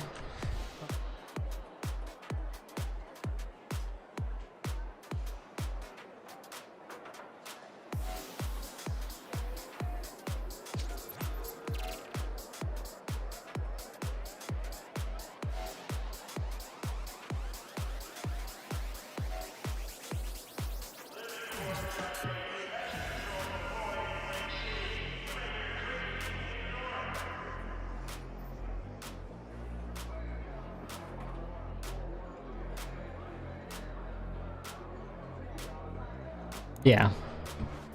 I also have that anvil blueprint for you that I found. Yeah, so you can start making those. So what we'll do is we can run into a raid. And I'll just try and... Yeah. I will say Stream Beats EDM playlist has gotten a lot cleaner for those who like... I feel like most people on Kick are streamers as well, watching other streamers. Something I felt about Twitch. But I feel like if you are a streamer and you need, you know, background music for your chat scenes, don't let it be too quiet. I mean, it's just nice to fill the gaps. The gaming girlfriend. Oh yeah, she's also running the challenge. I don't think you were here in the beginning, Digley. Hi, how are you? I'm doing good. How are you? That's me. Yeah. She's also going to be running this challenge. She just does not have a rubber duck. How many raids did you go through? Like 4 raids. 4 raids, no ducks. Let's see. So...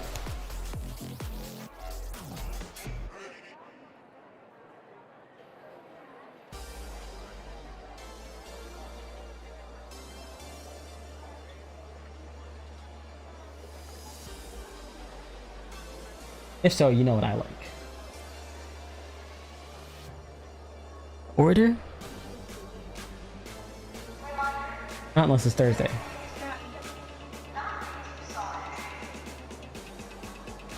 Crunchwrap.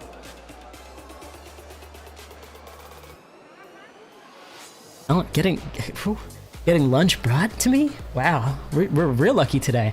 There's a little place down the street from us that is a barbecue place. It's called Two Jerks. It's these two brothers. They spend every Sunday out there.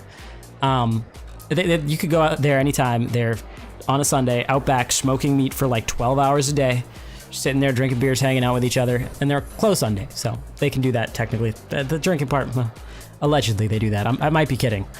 But they make the Crunchwrap Supreme from Taco Bell, but they make it with brisket. Oh my god, it's done so much better than Taco Bell ever could. I mean, it's spectacular. It's a lot bigger too. It's a meal of its own, but it's a little bit of a pricey spot. We went there a few times when I first moved into this place. It's real awesome. Also, don't know why. Minus 6,000 on this. I have 4 rubber ducks. Yeah, if we're going to end up doing that, I might just dump all this stuff here and just run in with these guns.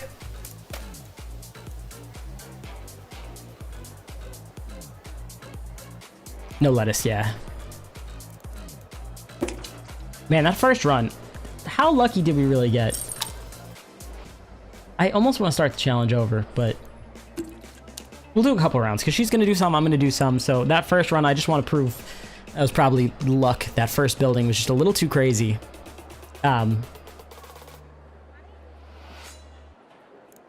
First room, we got everything we needed to have a solid run.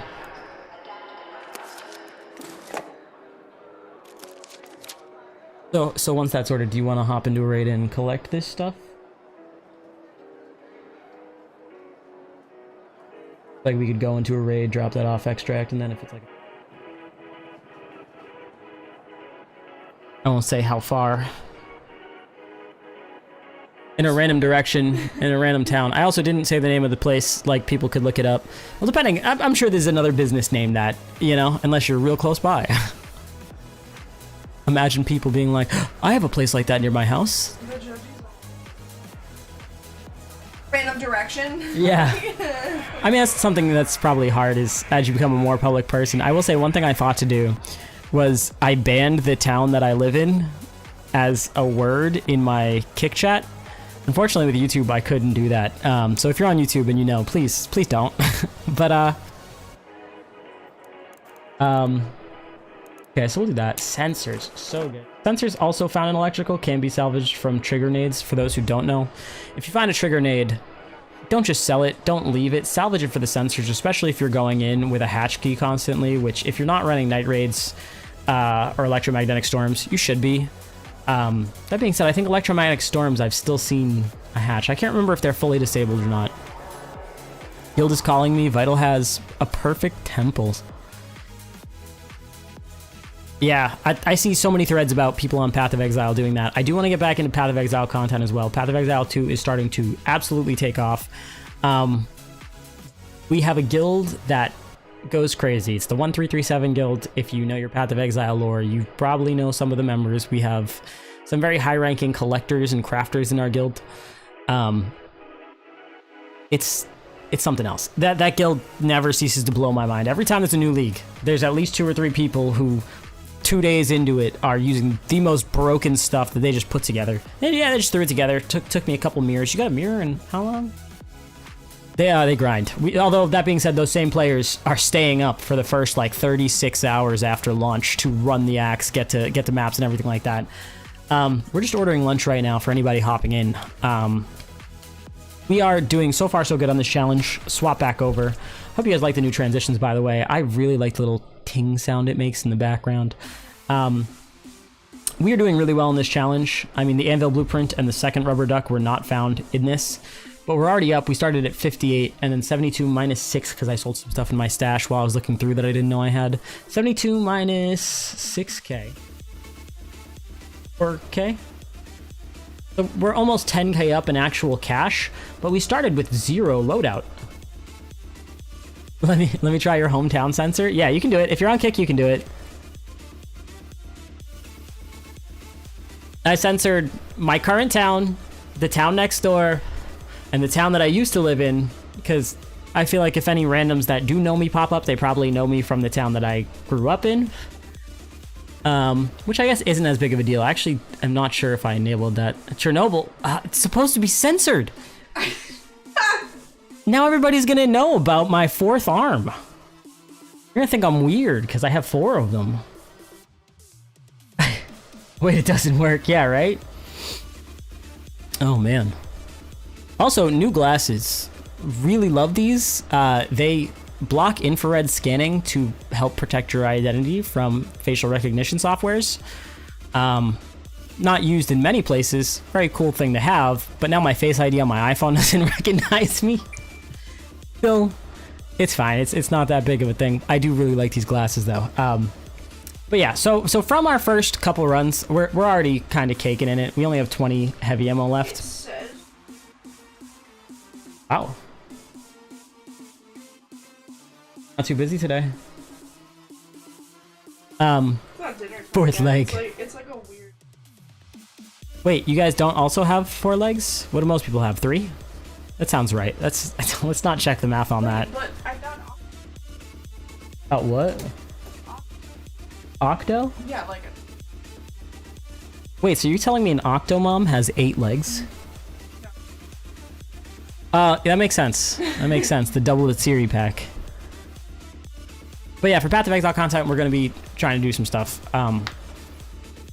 Somebody has thought out a real cool build that is needed for our guild, and I'm trying to make it, but we'll showcase that when we get there. We're going to have a lot of time to play some games.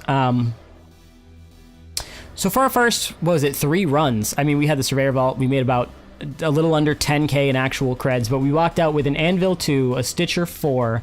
We have a Light Shield, which we got right off rip. We've got a pretty full stack of heals and utility, as well as really great crafting materials. The medium gun parts we were able to refine from getting so many simple gun parts from the Arc Surveyor. I mean, there's just so many things to farm where you don't even have to run into other players. I mean, we were able to get components from technological areas that are typically high value loot areas and very contested by farming things from residential to break down. There's definitely a lot of strategies you can come up with. If you are struggling to maintain your loot, you might just be pushing into areas that you aren't quite ready for. If you die once every few runs, it's no big deal. If you're dying consistently enough that your stash value is just plummeting, you need to rethink what you currently have as a loadout versus what other people have as a loadout. There are guns in this game that higher level players have access to that aren't exactly a fair 1v1. If you're going Stitcher versus Bobcat, yes, it might be close, but anybody who's affording to run a Stitcher regularly and casually probably also has the kinetic converter on it, and now you're at a disadvantage because it's shooting 15% faster than it already was. I mean, we were fortunate enough to get the blueprint for the Bobcat and a Felion yesterday, but they're still rather expensive to craft. Light gun parts, Exodus modules, and magnetic accelerators. I can craft one right now. I kind of really want to because the Bobcat's a lot of fun. But it's one of those items that you get gear fear from. You bring in a nice Bobcat, I mean, that's not even upgrading it. It's just already expensive off rip, and it's just as expensive to upgrade. So if you want a Bobcat 4 with good attachments, you better be pretty rich. Just because I can craft it doesn't mean I should. It's better to spend these light gun parts building something like a Stitcher and upgrading it as opposed to building a single Bobcat for what 4 Stitchers might be, or 2 Stitcher 4s or something like that, because that's 2 runs versus 1 if I die. It's really just, it's almost basic economics, right, this game. If you really want to maximize your stash value, you need to be playing smart for the money, smart for your equipment, because stash value counts even when you're low on creds. If you have 0 creds, but you have the, you know, the means in your stash to craft everything you need for your entire kit over and over and over again, you don't really got to worry about it. So far, Rubber Duck Run runs very well. Did you want to run in and take this, and then I'll do another one? Okay. Going to...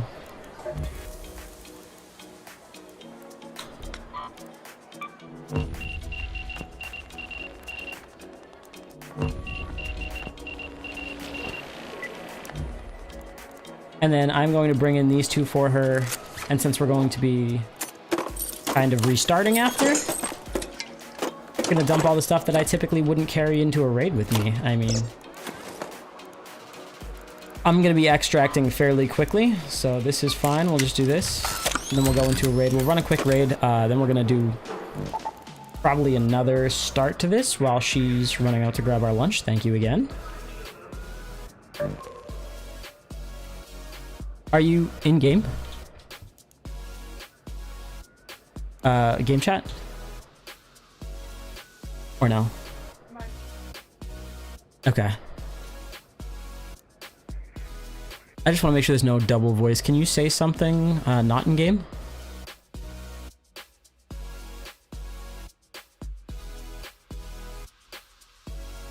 Yeah, cool. Perfect. It's not picking you up. I just wanted to make sure there was no doubling going on.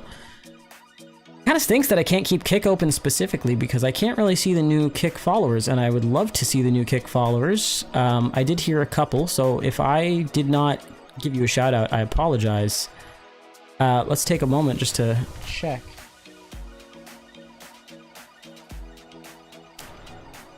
Just to check if we had any activity on Kick since the beginning. Diggly, of course, thank you. Thank you for following. I appreciate that. Wow, we've actually got most of our viewers on YouTube. That doesn't surprise me, to be honest. I don't know why I felt like I was surprised for a second. Kick likes to unmute over and over again, so I don't have Kick up constantly, but I will be checking in on the activity feed. I don't want to miss anybody who's talking here. Also, I see that my camera was bouncing when I did that. That's funny. Slim desk, very slim desk. I've got my foot up underneath it. I am out of work, as I said in at the beginning, on an injury to my ankle, so I have to keep my foot elevated, which took a while to get used to be honest. But yeah, thank you for following. Again, if you were over on YouTube, I am trying to funnel some people to Kick, so if you wouldn't mind, if you have Kick already, just head over, give me a follow. You can watch me on either preferred platform, but the follow helps. We're just gonna go in with this, give her the anvil and a lucky duck, so she has...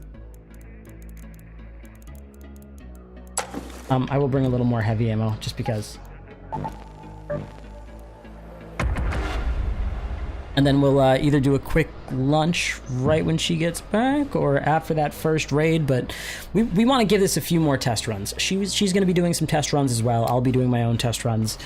So far, this strategy already put me back into a pretty good spot where I can just keep running in with this inventory over and over.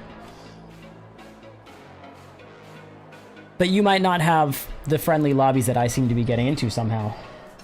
It does feel like they're cutting back on aggression-based matchmaking a little, which means some games you're going to get luckier than others, if that is the case.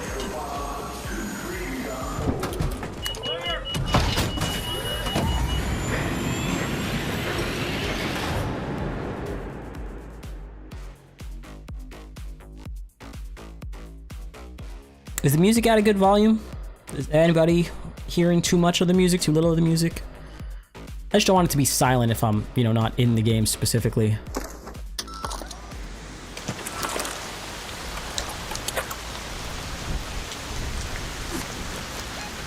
So, let me drop you these. I would put the anvil. I've got a rubber duck. While it's in your stash, ping the rubber duck. I have a rubber duck. I've got a rubber duck. Hell yeah.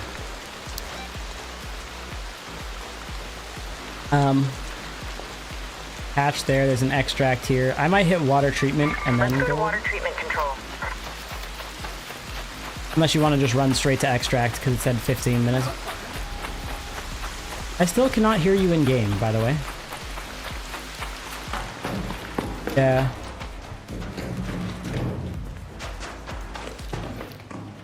Good spawn.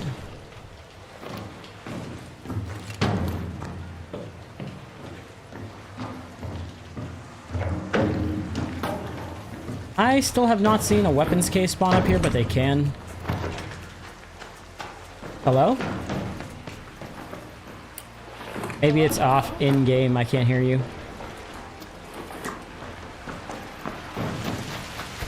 Nothing. I don't think it's my settings.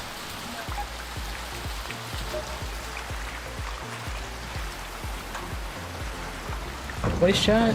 Yeah.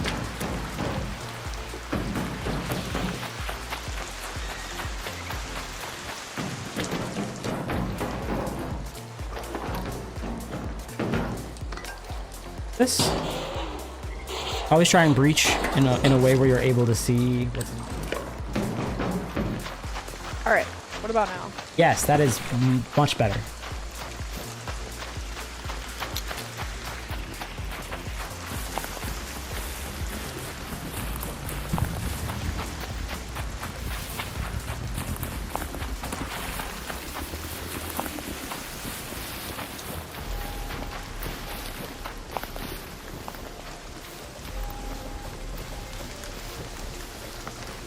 I am hearing a leaper outside of water treatment, so just be careful.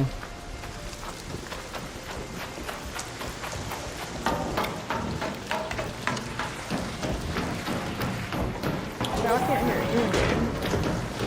you. Yeah, I'm on push to talk. Oh, okay. I gotta remember that.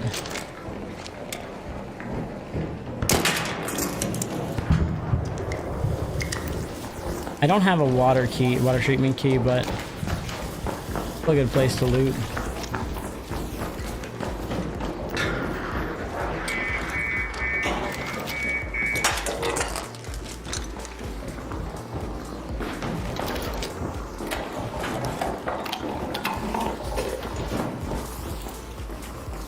There's behind us. I think. Might have been your footsteps. Might have been your footsteps. Could have been. Nope. Fire alarm. Well, where's Wes? Are you cool? Brother. Alright. Just me. That's all. We're cool. You're good. You guys open the key room yet? No, we don't have the key. You guys go right ahead. Where? If you guys want to come loot this shit with us, you can. No, that's all you. It's your key. I always feel like that's a trap.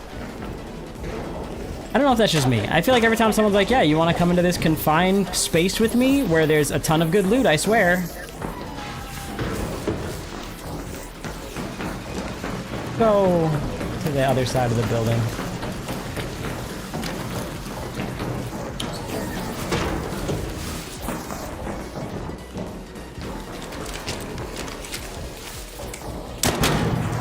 This is why we upgrade the anvil.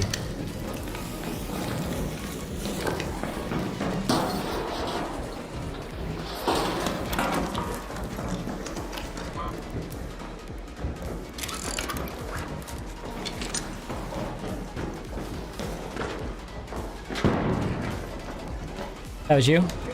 Yeah.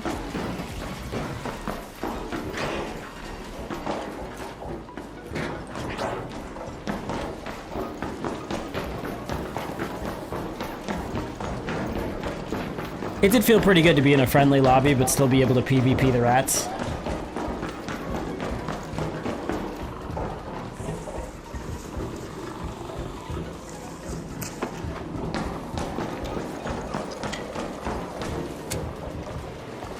Probably continue down this way. I do need some more mechanical parts. I'm full of loot. And need to go We get can my extract. Yeah. I didn't know this hallway was so good for mushrooms.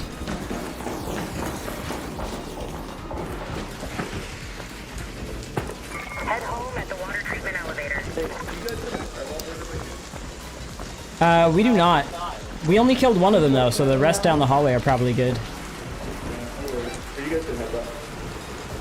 Head home at the central swamp lift. I'm gonna say central just because I don't want to deal with that, oh, Where did you go? Oh. out the window. I'm gonna say go to central just because I don't want to deal with that leaper if we're trying to make a quick extract.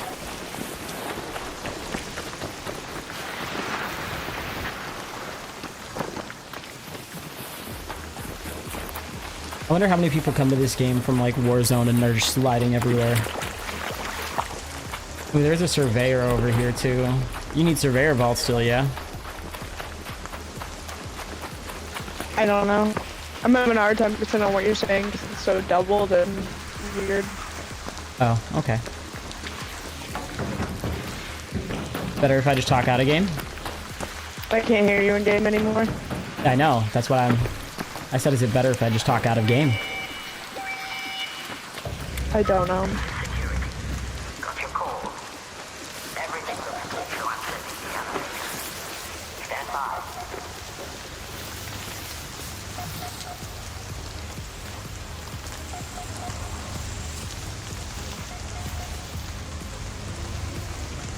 I do wish foliage was easier to see out of, but then I feel like there'd be a lot more bush campers. Or bush I campers can't would hear be you if you're a lot talking harder to deal me. with. I'm not. Okay.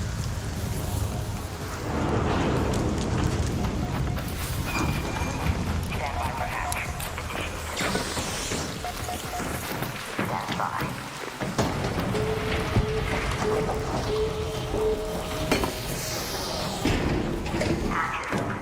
Go ahead, Raider. The elevator is ready. Those little smokes honestly aren't as bad as I felt like they were. Those are also in-round craftable. Really useful.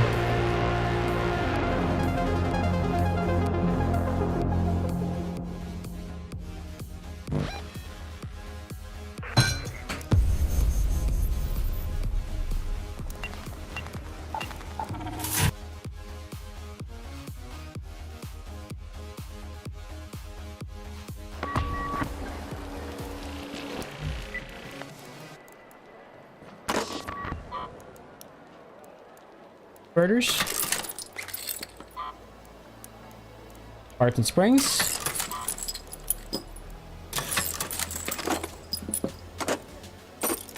Attachments. There's our advanced electrical components. Alright, so then we're going to pop these all back in the stash and do it again. Build and all. So we're going back to just running with just the augment, basic augment, and a rubber duck. We'll get a little snippet here for the video. where is here? So the first run went really well. I mean, we had first run was about 10k in actual creds on top of getting anvil, recycling the Charente for the parts, Stitcher 4. We had everything upgraded, ready to go. We had heals, we had a shield, and we had a solid inventory full of very useful crafting parts. Not necessarily the most valuable if you wanted to sell them. I'm gonna run that back. So the first run, we ended up with about 10k in actual creds from selling items. We had an upgraded anvil, fully upgraded Stitcher with a muzzle brake. We had a full stack of heals and utility, more utility than we would have brought into a single round. We ended up finding ammo and crafting parts that are more valuable to be used than to sell, because those are parts that we actually need, and the sooner that we don't have to buy items, the sooner we start actually building cred as well. It kind of works towards both. That was just the first run. We might have gotten very lucky. We are going to run it back. How this one goes, hopefully well. And I think we just once again start on dam. It's the easiest, and it's now harvester event. Could be interesting. That could be really big potential. It could be extra sweaty. We're going to take our chances. We're going to take our chances on giving it a shot.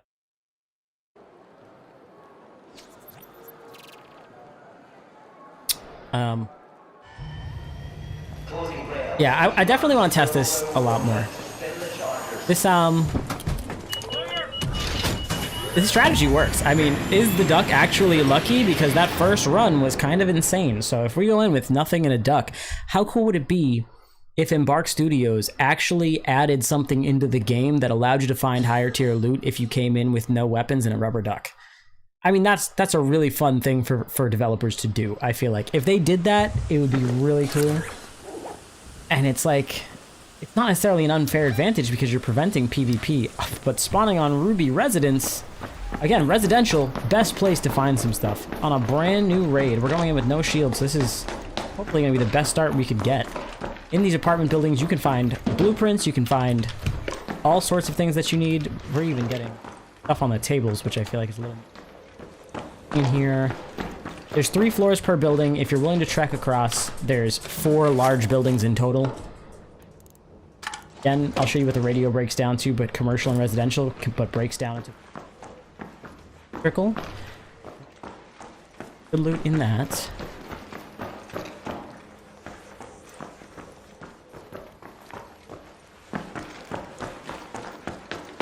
We still have no weapons. Residential might be tough for finding weapons.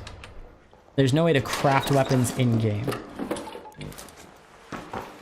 Want to kind of find a security area that might have weapons for us. We're not going to ignore this good loot while we have it.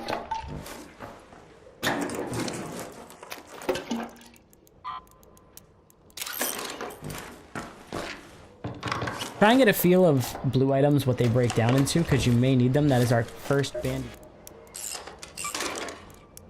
You'd end up with a stim. Equipped, saving us a little bit more weight as well. Pottery is really good to sell. Bandages.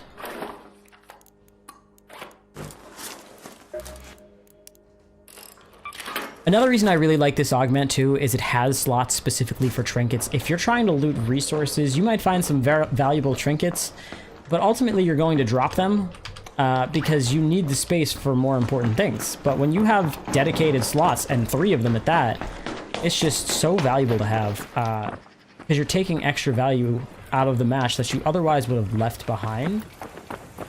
Unless you're going in and need grenades, like on the combat units. Hardcore parkour. That's what we call that. Try and get good at catching ledges, if you can. If you're struggling with taking fall damage, always look for a ledge to catch. If you end up taking damage from it, it won't be as often. Sometimes you can even stumble in a way that causes you to take less than you would have, so you can get pasta.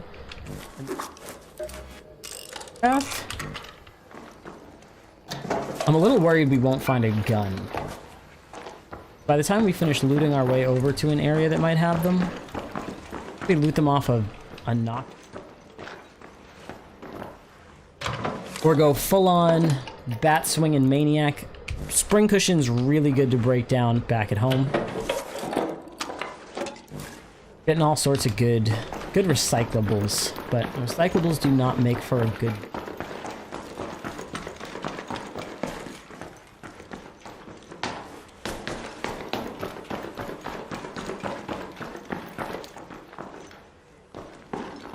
That was breachable. There was a chance to find a weapon in there. I don't think residential can just spawn weapons, but it might not be impossible. Gonna fill up our inventory before we try and prioritize anything. This is actually a quest item. My components. Yeah. If you guys ever see these boxes here. I found something. Looks important. Over here.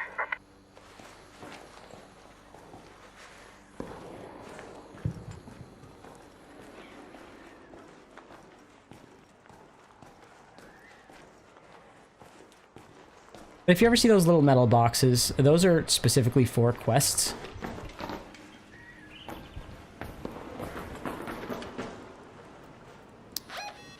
You want to try and find somewhere that... Raider outposts, probably a good thing. I think we found ours in...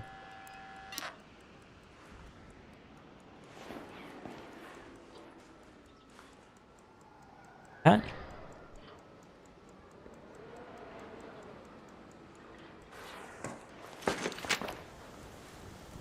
Learn to grapple ledges.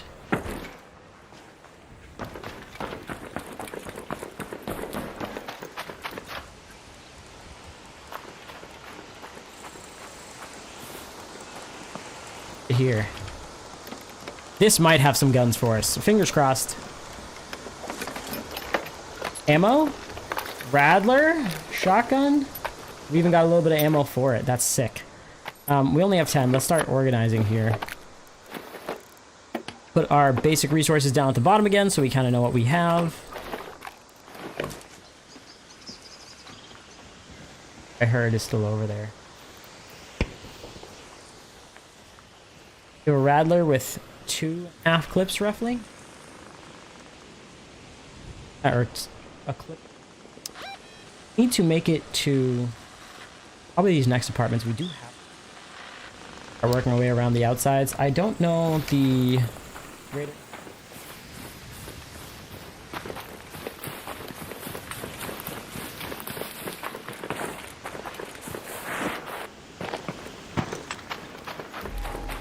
These guys are cool.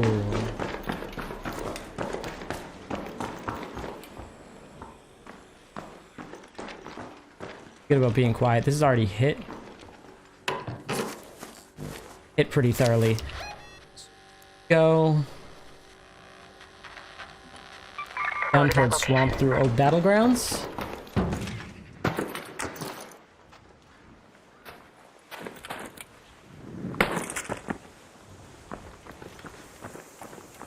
I don't have a shield.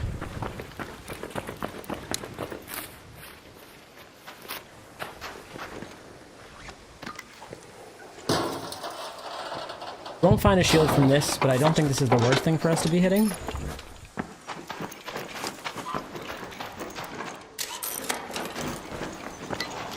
Salvage while we run. A Rattler isn't the exact best weapon to be fighting a arc enemy with, so we're gonna try and avoid that for now.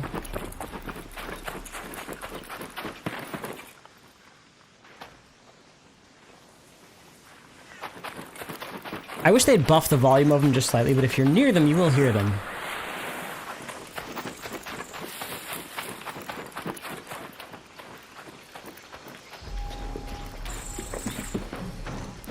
That stim that we made.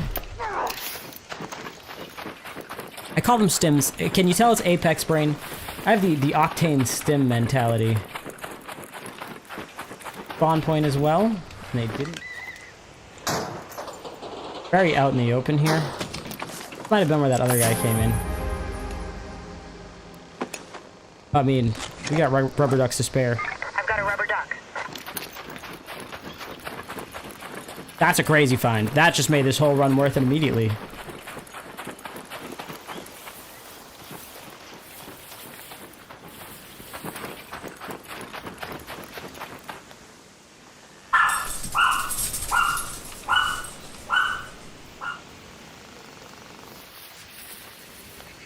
I'm hearing footsteps behind me. I doubt I'm being followed. Like intentionally? Like stream sniper type followed. But I can now claim that because I'm streaming, right? So hopefully if I die, I just get all the good goop back. Got nothing really crazy on right now.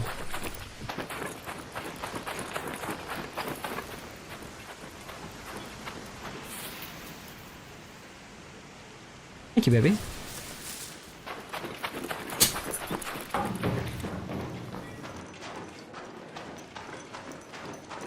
Been looted through, but anything is better than nothing. Bandages.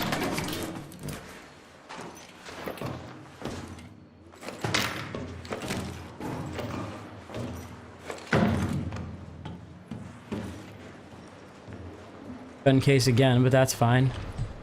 Probably would have hit it.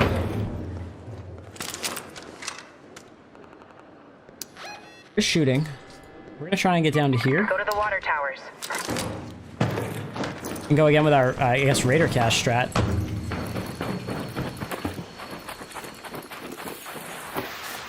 You guys have a preference between hard cover and soft cover? Would you rather hide in a building where visibility is pretty good, but you have a hard wall to block bullets?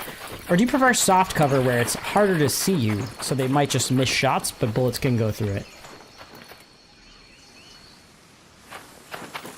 Sometimes it's got to be like the clicking of my clothes or whatever. Craft another stem? We can. I just want to get away from hatch pretty quick. Anyone who's gooped up is going to be willing to fight for their loot, and if they're extracting at a hatch 19 minutes in, it's not a fight we want.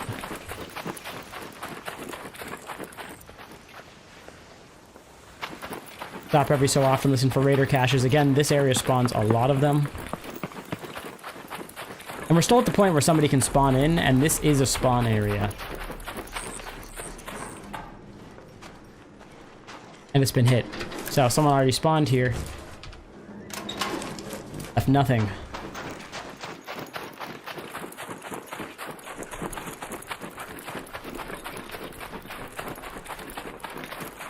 Didn't see that building with the security lockers that we found before. That's gotta be Build Depot. We found that kind of back here.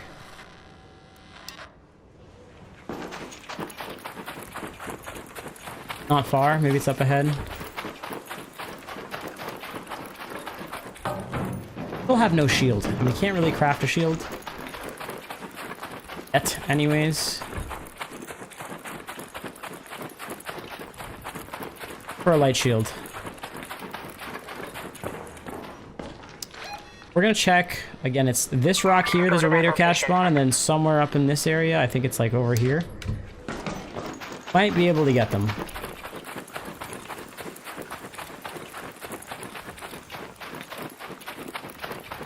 Hours. I feel like I've gotten... Hours is kind of wild. We've been playing essentially free.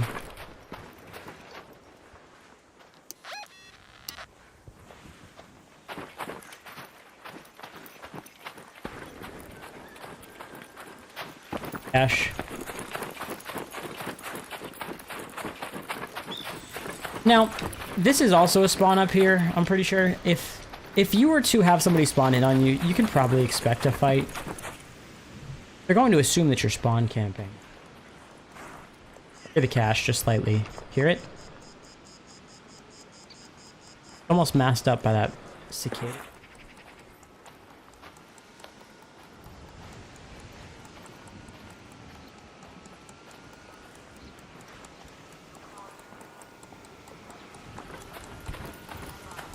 Oh, it's buried. So you wouldn't have even seen this. Ooh, Vanity Brute Blueprint is wild.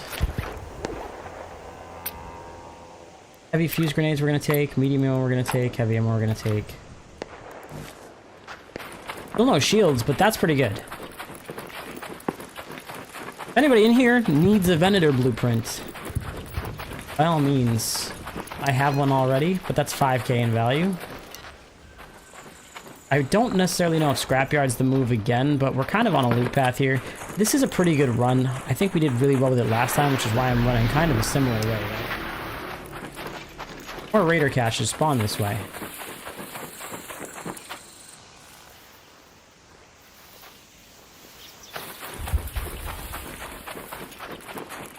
That night mode that compresses the audio is also really good for 5 raider caches. Not hearing any. I believe there's a spawn in the back.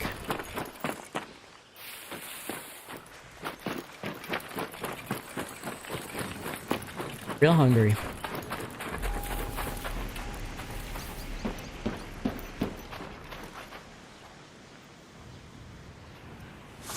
Full inventory.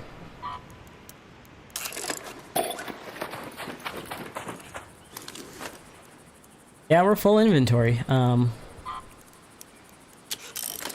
We've already got 2 full stacks of bandages here. It's kind of wild. Water filter's really good to pick up if we salvage this from metal parts to make space. We're kind of prioritizing loot based off of what we can break it down for.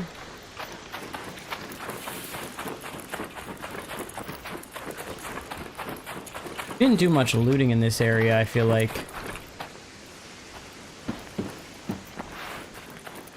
Mostly just listening for raider caches. The fact that they can spawn blueprints and are typically far away from other players is already so powerful. And the map is definitely big enough that if... Oh.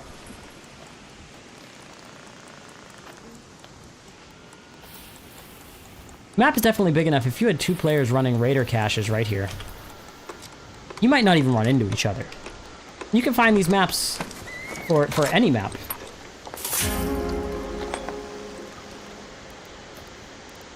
Still kind of wild. I'd prefer over these extra bandages, but I'd prefer the extra seeds. I don't even know what we get rid of. Typically in this situation, I would get rid of the 4 extra fab. You know what? That makes a lot of sense, actually. We're gonna get rid of the extra. This is wild. I would prefer the extended barrel over the Torrente. The Torrente, I've had the blueprint. Not my favorite gun. Do you have any preferences if I were to give you one of these? Yeah. The Torrente is a medium assault rifle. The Venator is a medium pistol. It does really good against players.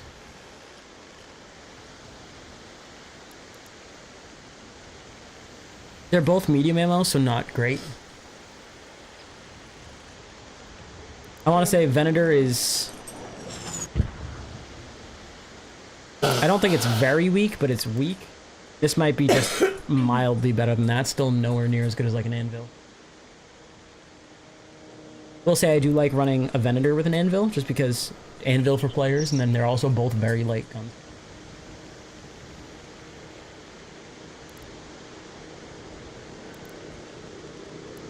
Also, I'd say 6 steel springs for a Torrente is a little more expensive.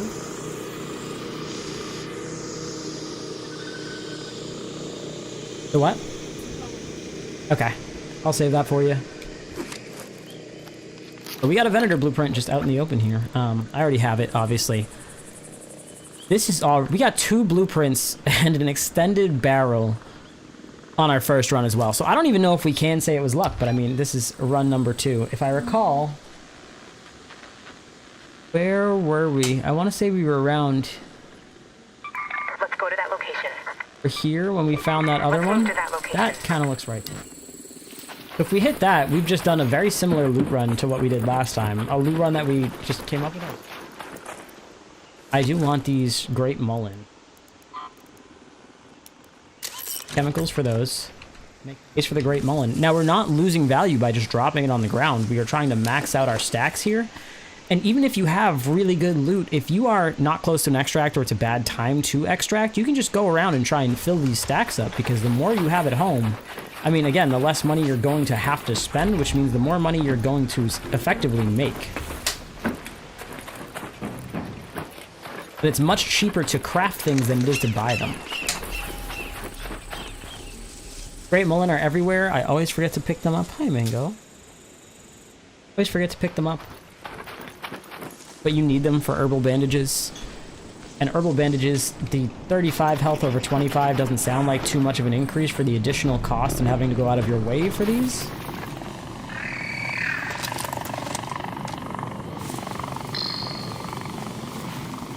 Yeah, you just aggroed on me and you can't even see me.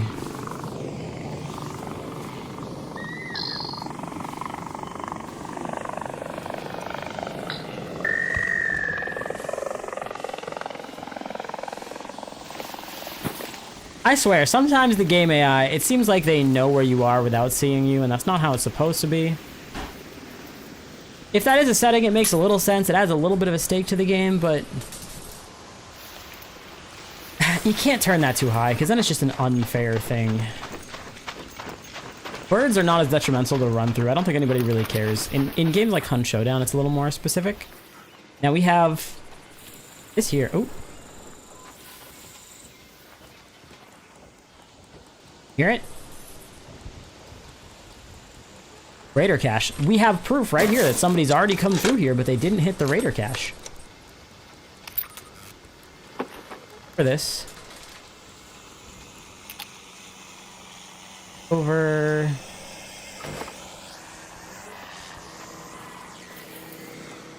We're gonna go find this raider cache.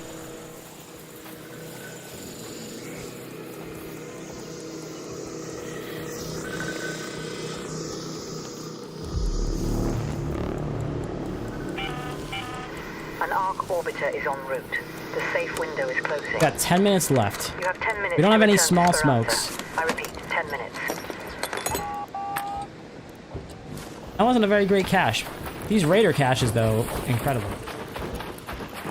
Oh no. That's a leaper?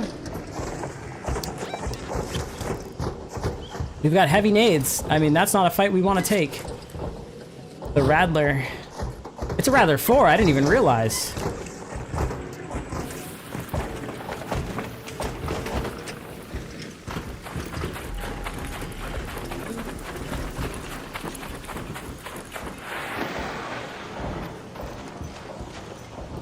Off. Listen, you don't always have to crouch walk around too. You just kind of want to find your way out. Craft those minis. No, we need plastic. Salvage for plastic other than our duck.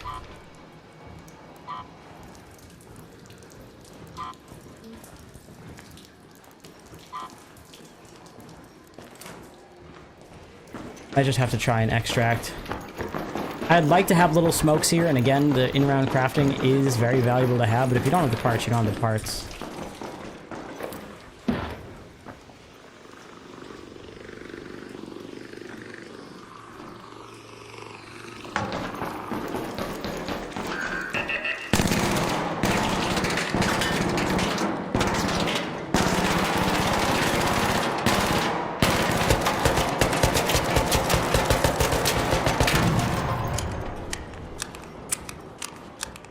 That wasn't too bad.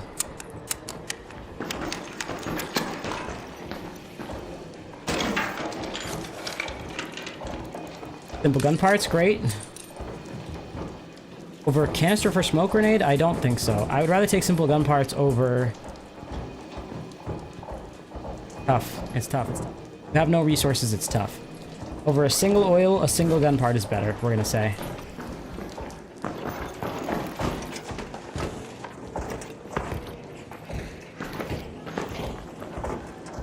Is far enough away. Extract. Head home at the Red Lake balcony lift. That's gonna hurt.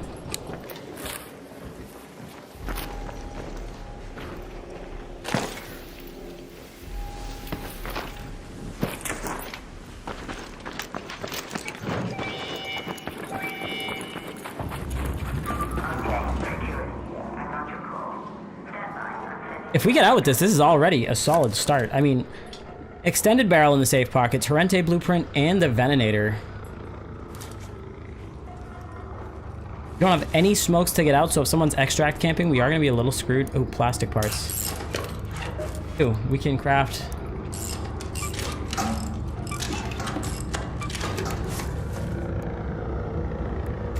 I'd rather drop this.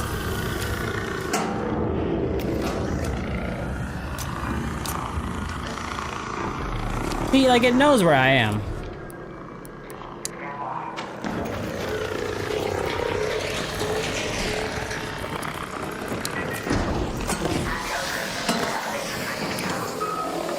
One smoke on us, one to one side of us, and then we wash out the front door. Great way to get out.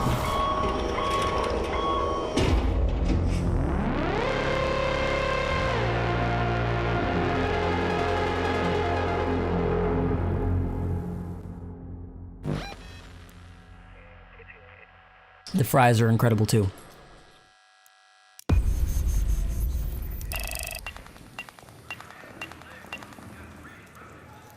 I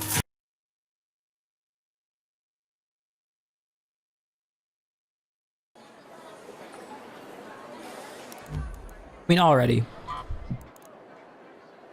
if you were to recycle this, not worth it. If you were to sell it, it's 5K in value. Slapping this on a rattler would feel so wrong.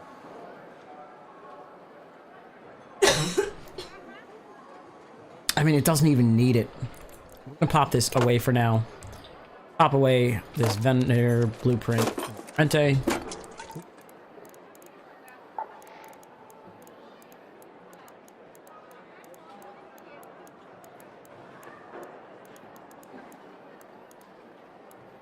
See, we're already building our resources back up. I like to try and have at least 3 rows of stuff. Because this is enough to craft with. And we should have saved one of those. We need more metal parts. I need... Oh, honestly, fabric I don't go through as much. Chemicals. We had... We got mod components and wires, so we can craft a silencer. I believe we might be able to craft an anvil. 8 metal parts, that might not be enough. Great Mullen bandages. I don't think I'm going to be crafting. Drop that in stash because I will need those anyways. And we're going to recycle this. We've got processors and wires. Canisters and rubber parts.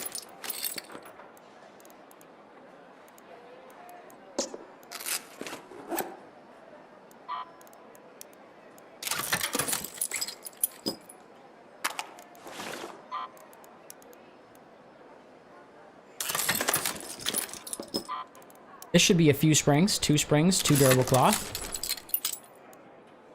4 springs so far. 3 sensors, speaker components, also really good. We can craft our shield recharge. What does it cost to craft an actual shield? Once you've done your first run, right? Shop. 2 arc alloy. I don't think we got any, unfortunately. So can't craft a shield. And then we have 4K from 2 pottery. 1,000 from canister. We're gonna save smoke grenades. We have our craft shield recharge. Oh, we can. So it's 5 and parts. We have 36. Craft a full thing of shield rechargers if we get. I'm gonna stick to 3.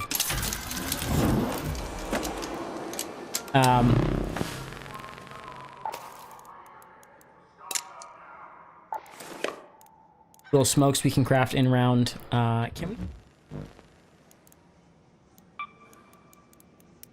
Hatch key, advanced electrical components, which requires...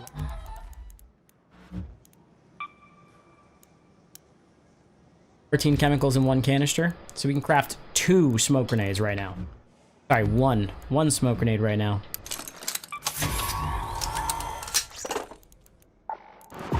Pack of heavy nades as well.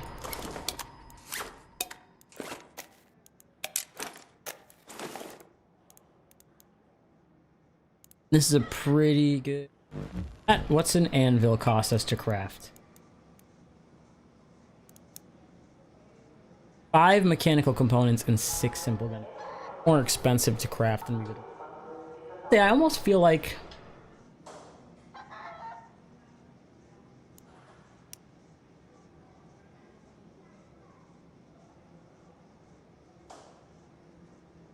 I'm gonna take...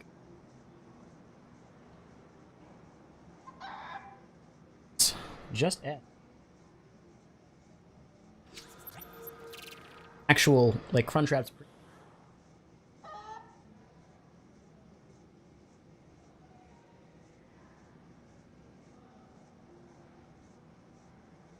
Little bits of brisket. I mean, they did add the lettuce. I didn't want them to. So far, this challenge is just unreal.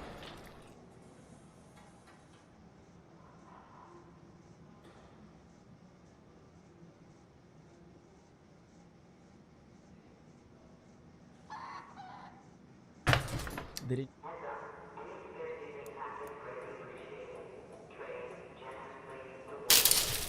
Perfect. Already, I kind of feel like we're proving our point with this challenge. It's just so insane for us to get things like an extended barrel off a raider cache is wild. I mean, that's just... I don't know, maybe the rubber duck is actually lucky. The only thing we didn't get in that round was a shield, but we didn't seem to need it. The leaper wasn't right where you didn't want him to be. The raider caches have been such a good strategy. Again, if you guys need a good strategy for looting, that strategy to pull up the map and then try and figure out your own run, incorporating whether it's raider caches or residential areas to get more high-tier technological components without having to go into heavy zones. It's definitely how you play the game in a large part. If you're just running into buildings, trying to get fight and get, you know, stuff off of players, when you don't have the means to keep rebuilding or repurchasing your loadout because you're just running it over and over and over again and not getting the results you want, maybe you should reconsider your strategy. It might be more fun for you to play the game that way, and there's nothing wrong with that. But you need a way to sustain it. I can't say for certain that the rubber duck is as lucky as it seems to be, but we'll run a few more and we'll figure it out. This is so far just been crazy. To get the Rattler 4, a good chunk of ammo for it, almost a full stack. We got bandages off rip, we have throwables, I was able to craft a smoke out of what we found, shield rechargers, and we still have all this to play with. This is almost enough for a silencer. We need one more wire and one more mod component, and then we can make a silencer too. I'd like to make an anvil with it, but we only have 8 metal components. But once we have enough to start leveling those up, if we went after a surveyor, we would have everything we needed to make an anvil now with a level 2 silencer, and to upgrade it at least once. Second upgrade to anvil 3, you need the heavy gun parts for, which is going to take a lot more simple gun parts to refine, or we have to find those. But I'm going to take just the quickest break for lunch and leave you guys with some music. I'll still be here and in chat, but I'm going to run the bathroom and then eat that. So if I just go to this.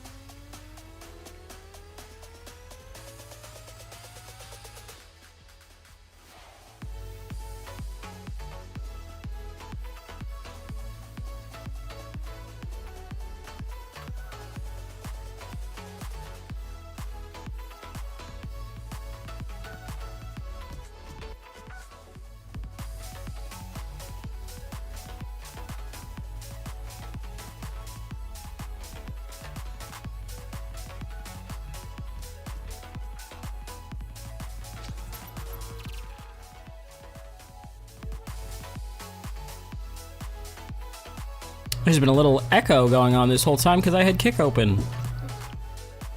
We are back from our little lunch break. That was so good. A brisket crunch wrap supreme. She got a barbecue brisket mac and cheese. Something about barbecue sauce just absolutely hits. It's so good.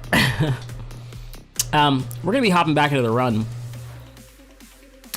She has just finished her first first extraction, not first lucky duck run. She's still alive. She still has a good amount of stuff. We hit a point on the other one where we just had so much good stuff. In this run, aside from finding an extended barrel, you know what I mean?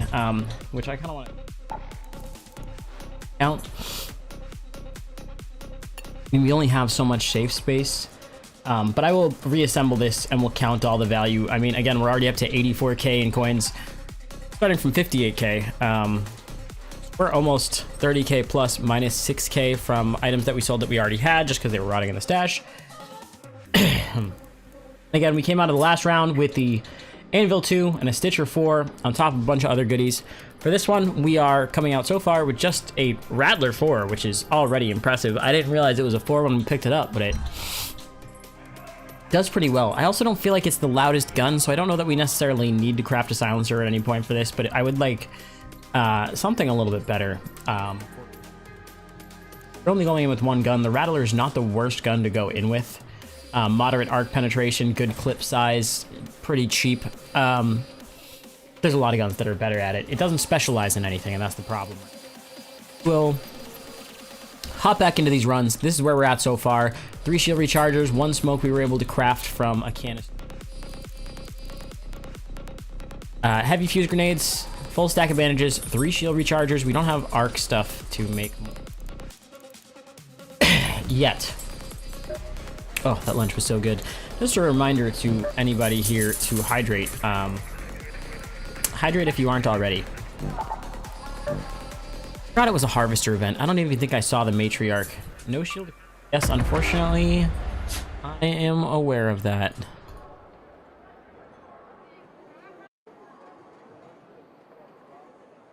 My PC's really good. I wasn't sure. Recording is always a little more intensive on your PC than streaming is, and I was running into some issues while recording that I don't seem to have at all with streaming.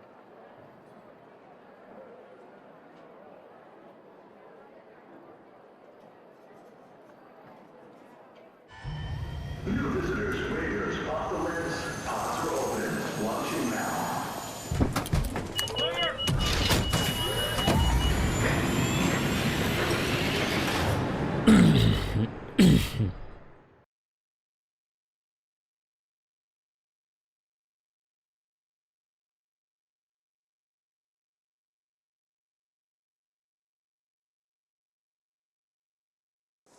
I need to get myself a little dedicated lumbar support for my chair. I just have a cheap little Walmart chair still. We are in a fresh raid by Swamp Outpost, so again, we're in this prime position here to run this back down. Water Tower's Scrapyard up this way, but we're going to have more time, so we might even go from Scrapyard up, but I am going to hit that Raider cache area. It is this way.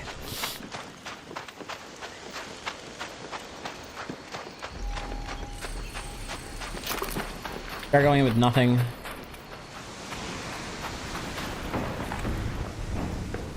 Head bag, good start.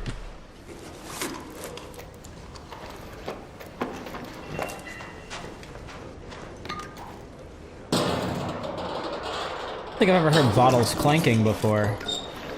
Find this broken radio metal parts. We're gonna get a pipe pretty quick because I don't know if that's another player I'm hearing. The hell?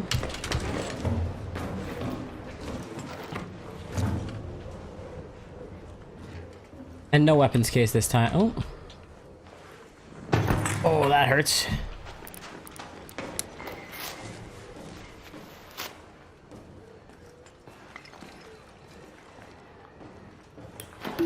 Can't just be the wind, right? Barbecue still got me sweating a little bit.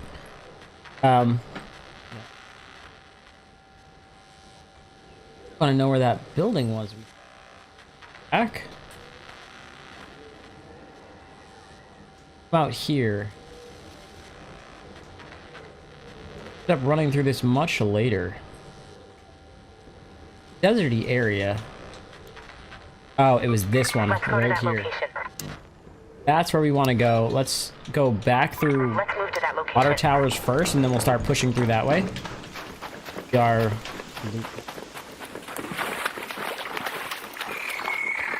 I didn't even see it.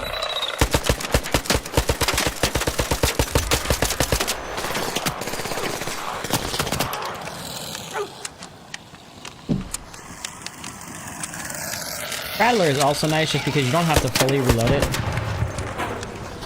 Our arc power cells for shield rechargers if we ever get a shield. Arc light ammo wasp driver. Arc power cells what we really wanted out of that.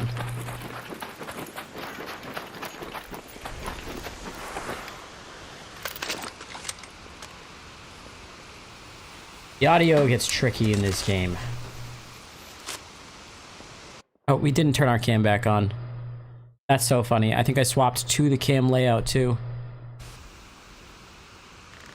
I'll have my cam on.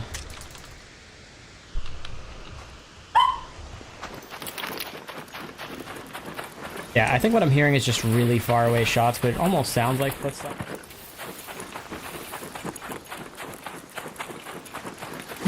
Can we craft stims?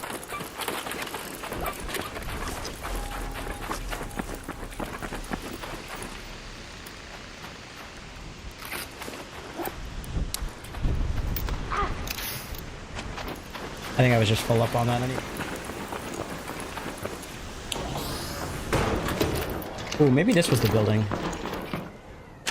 Still unlooted as well.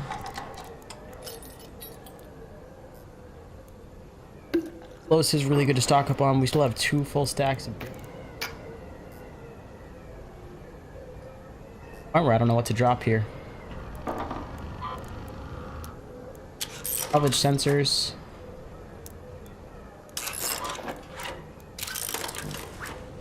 Plastic specifically. Oh, that's so good. Man, this one little building, the lockers just never disappoint, really. I want... Getting to that point, bicycle pump is definitely way better than a wasp driver. Parts we need, and we're gonna take this kettle, which is light ammo. Is it kettle light? Yeah, it is. Other kettle. I should salvage those handcuffs as well. Light gun.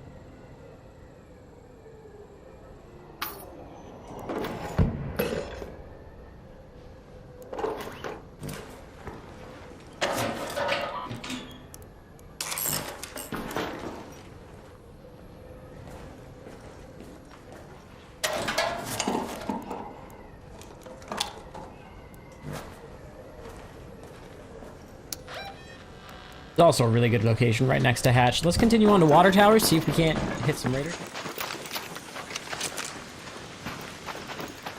That's definitely a player. Yep. Raider flare behind us. I didn't even hear any shooting too. Someone's shooting something silenced. Again, players can still spawn in right now. A little bit less lucky. Our duck is still very lucky though. Mag accelerator, I mean... Casually looting is something else. Out in the open.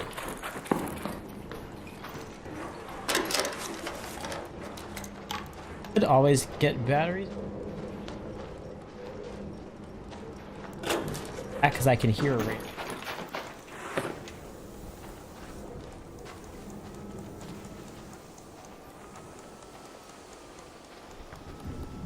Right here. These little red signs, also a very good indication of raider caches. If you can hear it, but you can't see it, try and look for one of those. We finally got a shield, dude. Oh, and a Pharaoh 4.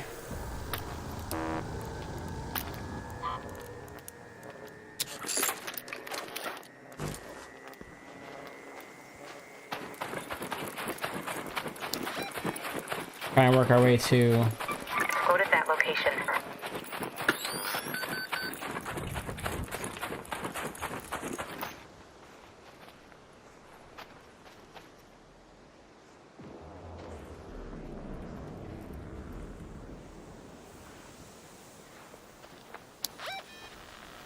That other one was up here. Let's go to that location.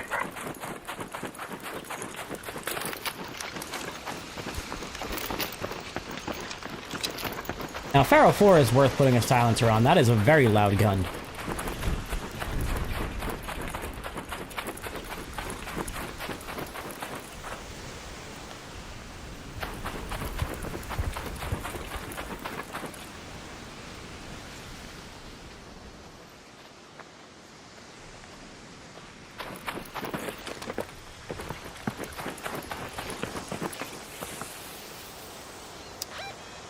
Next, we're gonna go... we have time. We don't have to go to Scrapyard. We got 2 guns. We got a shield. Let's see if we can't extract with this. We have a pretty full inventory. Let's head home at the water treatment This, we're elevator. not gooped by any means, but a goal is not to get as gooped as humanly possible. It's to get out and be making money. And for us to come out with a Pharaoh 4, good supplies here, and a mag accelerator, that's a win.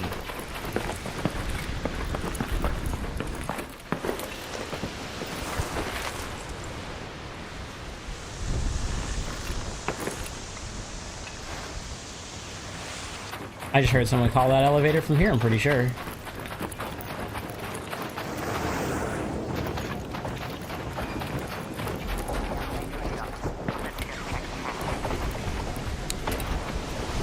It's gonna be something big between us and that.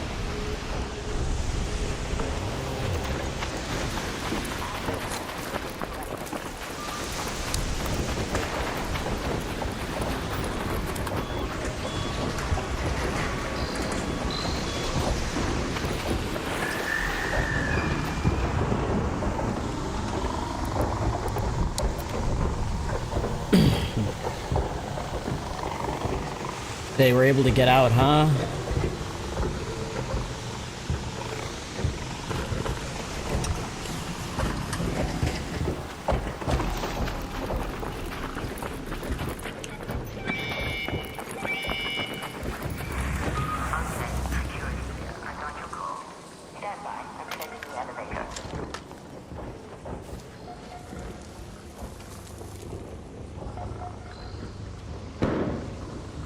Oop.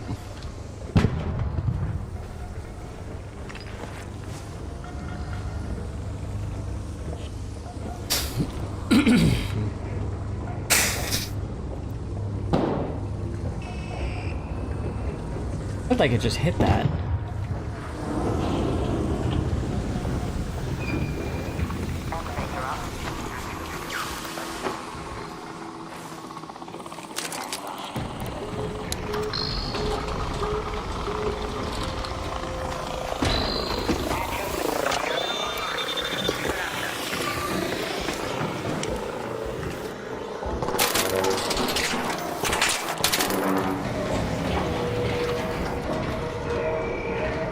Appreciate you, good sir.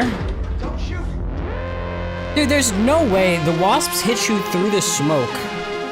And it hasn't seemed to have happened as often like before. Whatever update they just released a few days ago, it seems like smokes aren't as effective against Arc anymore.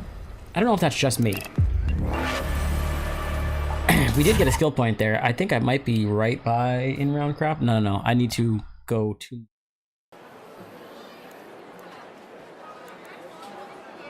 But, again, very good round. This Pharaoh 4, amazing to have. Rattler 4, pretty good to have. Takes a good amount of this. Mag Accelerator, again, if you don't want to recycle it because it doesn't really seem worth it for just advanced mechanical... Arc motion, come on, advanced... Might do what I did last time. I have 2. crafting more bobcats and building that means they're one each, so I'm probably gonna save that like gun parts and Exodus modules, so I can craft 2 bobcats right now, but we're not going to. I am going to add these to stash and add an additional 5.5k in value. Oh, we well, didn't we? Outweighs the... No, it was about 6k, so minus 500 from our total. Which, still, that means we went 58k to... mod components? Mechanical components and springs, we got...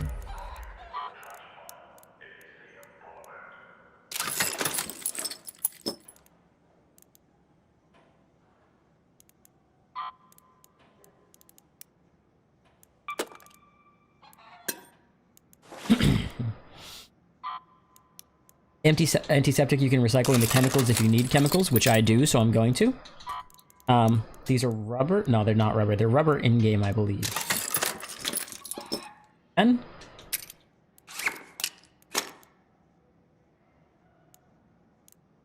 I would salvage these for fabrics or sell them. We're gonna sell them because bandages.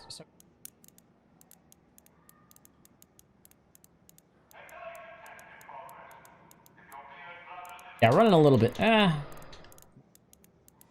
After these, it's gonna be a lot more expensive. At this here, we have a medium mag level 2. 1,000 or spring. I would like that. But that's not enough to...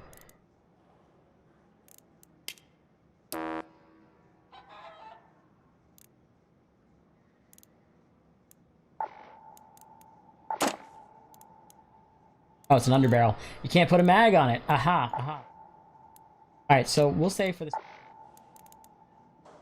1,000. So add another 2,000. So now we're plus 1,500 over our change from 58k to 84k.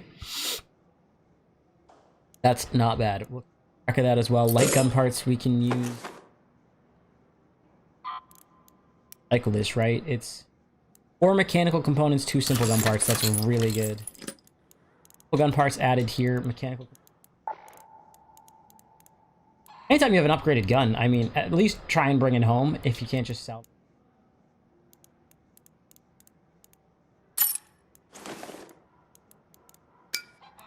Have magnets, not enough to do a cooling coil. Recycles down into the 2 springs that we need, so we're going to recycle that and then go get those 2.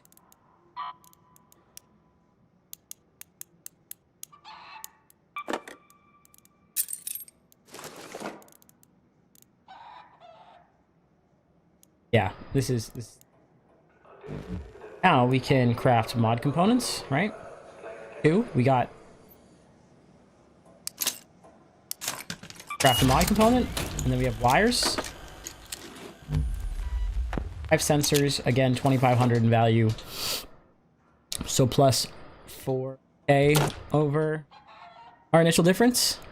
What's up, Trippy? Long time no see over on YouTube. YouTube family. We are over on Kick as well. If you use Kick, we're building people over there. So if you don't have a preference of where you watch, Kick is always nice. They're all going to be really useful.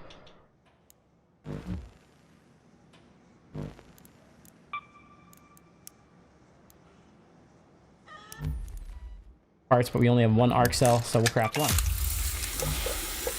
1. If you do think that this is a fun challenge to do, or you're running low on money, I would suggest doing it. But even if you aren't running low, you can comfortably run your loadout a few times, and maybe you're running more casual games. Why not just run this? I mean, we've already gotten a backflow of heals because we keep swapping after every run to dump everything back in that we just can't carry with us the entire time. I mean, we can go until we hit a full inventory or until we die. There really is no end to a lucky duck run because all you're doing is trying to build things up, and that's the whole point of the game. You could sit here and pop any of these on and just go right back to playing the game, but we don't really have a ton of extra stuff here.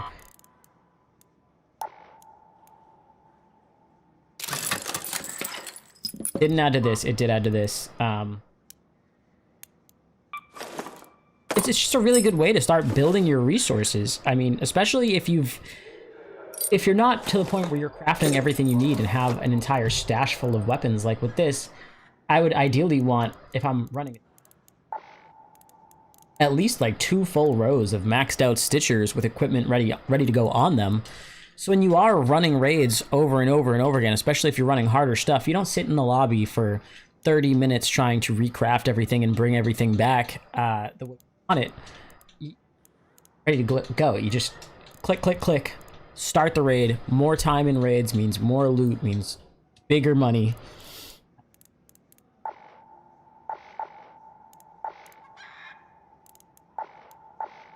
Thought I had a bobcat. I lost my, or traded my bobcat. We do have the ability to upgrade. I might run Pharaoh Stitcher, to be honest. Budget loadout, so let's do it again. 8 and 4. It did not subtract out of here, so we're gonna go 8 and 4.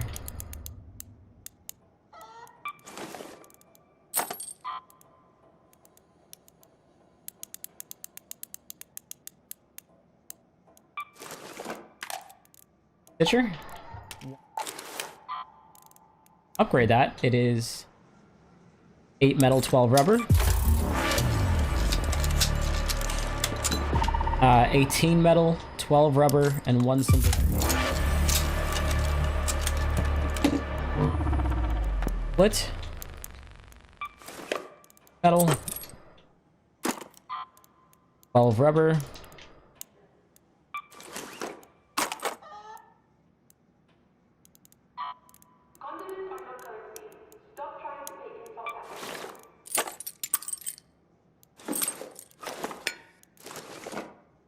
Light gun parts, which we have, and then 3 mechanical components, which we... So already we're coming out with enough loot to make a Stitcher 4.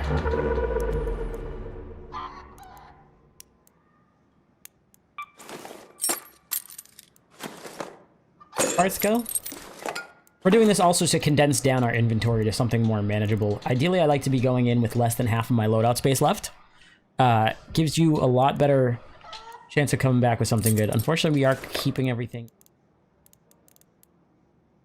We've been getting seeds this entire time. That's another thing, is every time, don't forget you have Scrappy the Rooster feeding you basic materials every time. So if we go to traders, we have a ton of seeds now, which I run my seeds out consistently. Got something for me? If I go down and I purchase a spring, 6 seeds, which you'll get every single round, we now have enough springs craft ourselves. We had the 2 mod components we were able to refine. We had the wires. What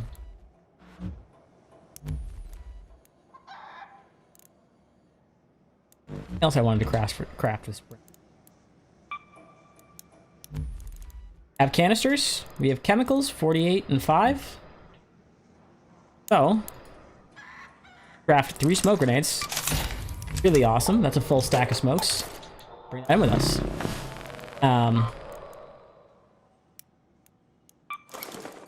Make sure we are properly accounting and sending these back in.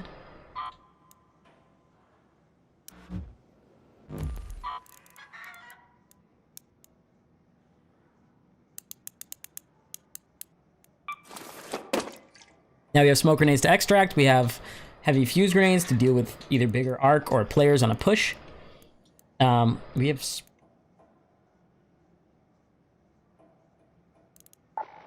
oh, that's what we were gonna do, is...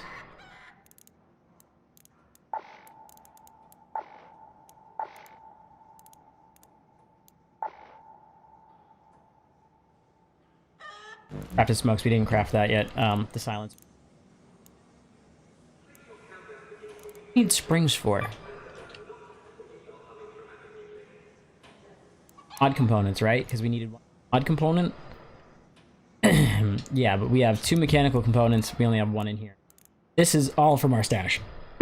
From our last couple games. And we need 1 more wire. We have this. Mechanical components are metal parts, so what if we go...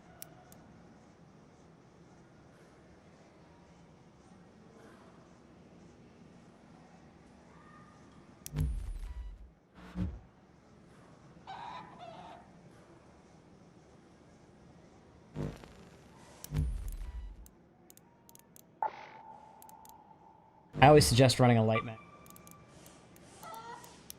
Have 6 plastic parts, 1 steel spring.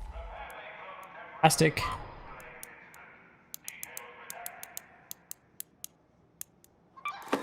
Count again. 1 steel spring.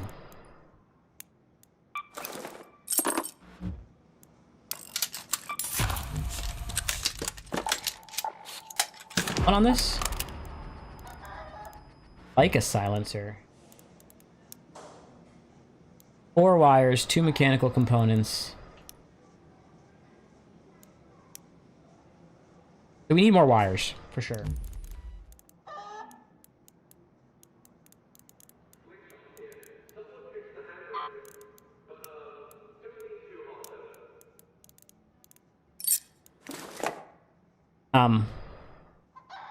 One spring, it's 300.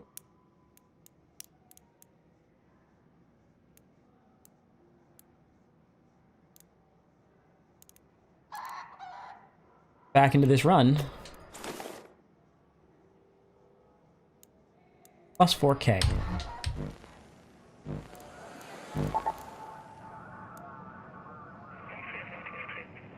Still a damn run.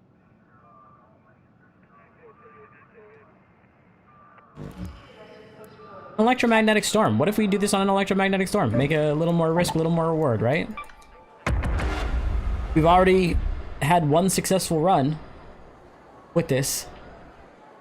We already had another full Lucky Duck run that we got a good amount of stuff from. Just a couple of these runs and I'm already in a position where I could probably craft the guns I need out of my stash. I've topped off on materials that I've otherwise been low on, such as chemicals, because I'm using adrenaline a lot of rounds. And I'm still coming out with all these chemicals after crafting already.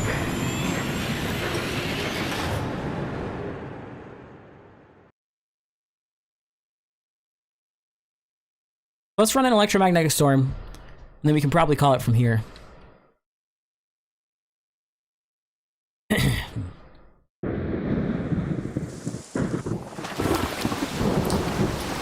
It's also a very good way to run if you're trying to get currency, just because we spawn at the top. You go down to residence. Go to that location. I always try and look for what I'm close to. If I'm down here, this is a good spot, and then all this, if it's not contested. If anyone can hear me. Residence, if I'm over here. If I'm down south, I'm hitting this. Come up with your own loot Beware routes. the lightning strikes if you're outdoors. I'm also going to teach you guys real quick how to find fossilized lightning.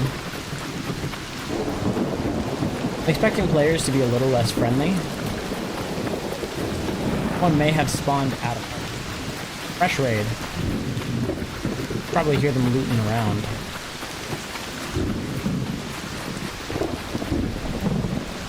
Oh, see, I wouldn't have heard this cache. I think I almost just ran entirely past it.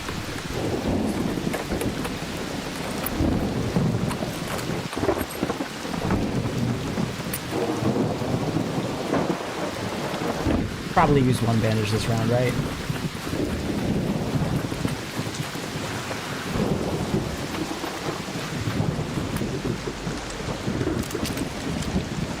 Make sure the stitcher's loaded with the few bullets we have for it. Done? Yep, someone's already in here. Hey buddy, you cool? What up? Out here running a, you ever played the Lucky Duck Challenge? Have you ever done a Lucky Duck run? Hold on, what'd you say? Come on, I'll come up the stairs, I'm unarmed. Have you ever... You don't gotta worry about me, I'm just here, I'm not gonna go shoot some hornets, I'm trying to do my trial, that's really all I'm here for. Oh, nice. Have you ever tried a Lucky Duck run? What? A Lucky Duck run. Have not. You go in with just an augment and a lucky rubber duck. Nothing else, no shields. I just found a shield, pretty lucky, but it's a real good way to get some resources. You should look it up. Give it a try. I'll head out of your building though. Good luck, man. He didn't loot this whole thing. That pottery's already a good find.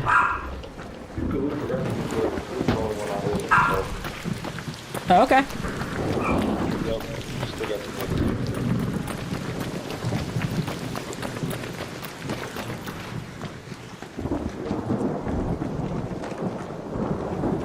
I just want to make sure he's not going to run up in here. You never know. People will be friendly at first. Learn not to trust them.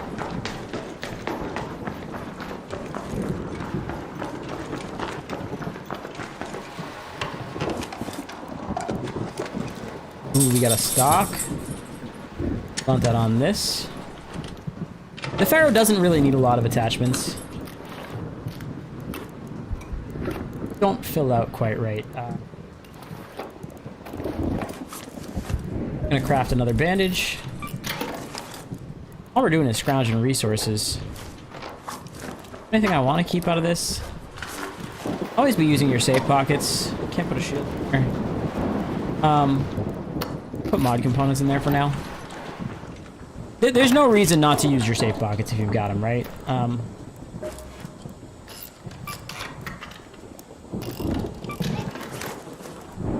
Up this. We're gonna take these plastic parts.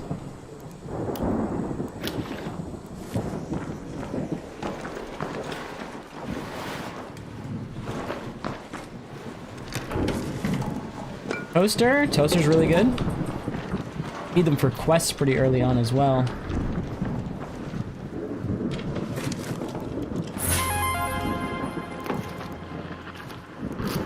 Now that's what we use this for. We'll put the lucky duck in here. I do feel like we have been lucky. I know that's wild to say, right? It's like... Table Stock 3 blueprint. We're getting some crazy blueprints. Stitcher 1 again. I'm going to take this just because I can. It's not worth much as of right now. Salvage wires. There's the wires we need for our silencer. Box, alarm clock. We're going to take over... Prioritizing our loot.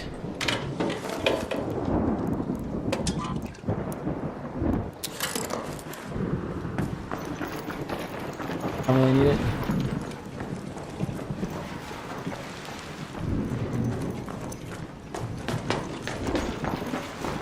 Especially if you're like me and you're running a ton of PvP runs, having, you know, a day of this, not even a day, just some runs like this is something else.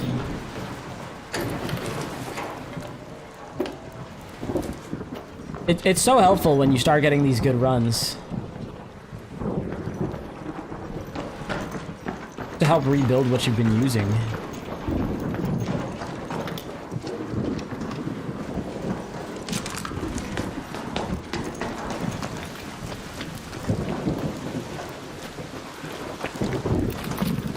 Jump off on this side. I'm gonna show you guys how I get down from here. Use the longer part of this roof here, and we're gonna catch that ledge. Nailed it. Nailed it. Best way down from buildings.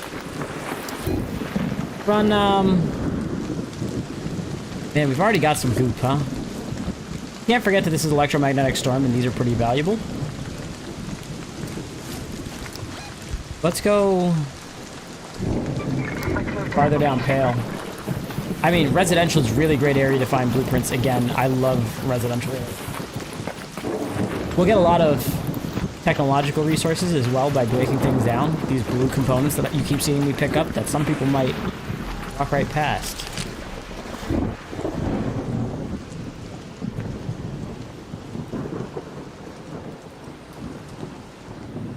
Need oil if we want to craft a Venator.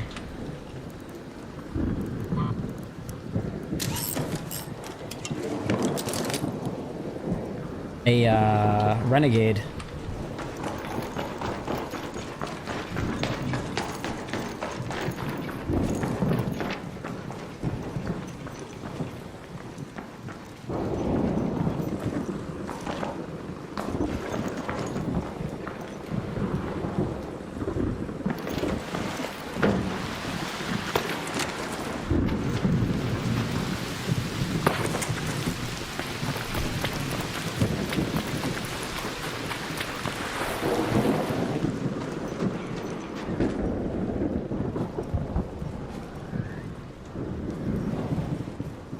am I hearing?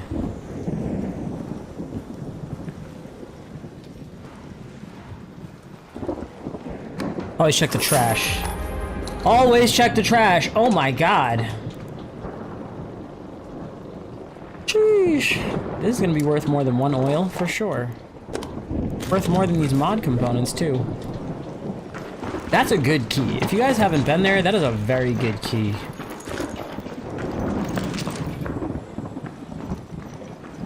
You see, and this whole building was already hit. They hit this building, they never checked the trash.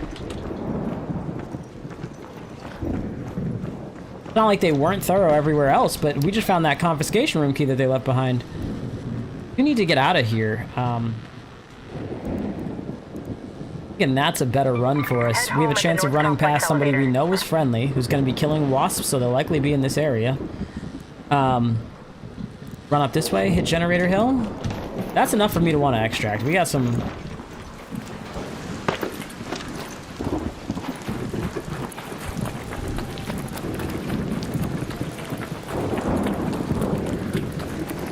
I kind of want to book it too. I have one adrenaline. I think I can make a second one.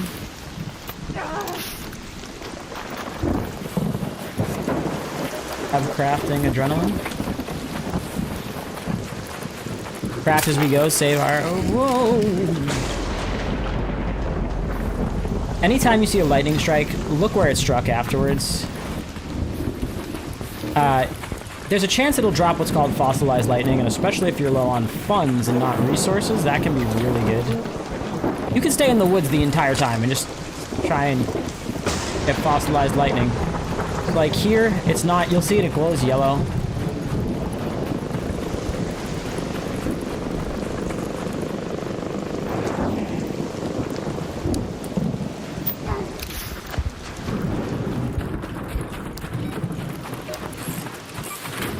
Third?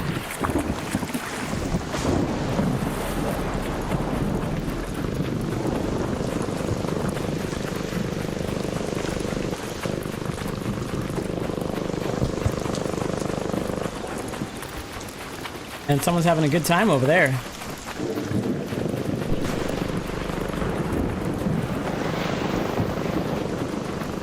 Booking our way to extract. We've got enough good stuff, right? 2 of it's in our safe pocket, so we could do what I was saying before about trying to max these out, but I think this is enough of a run to showcase again that these rubber duck runs are a great idea. I don't know for sure that we're getting lucky, but I do have more blueprints that I needed.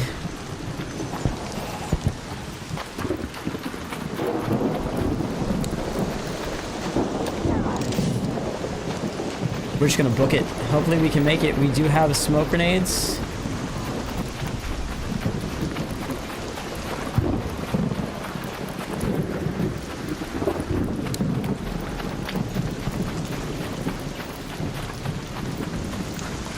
Is that the...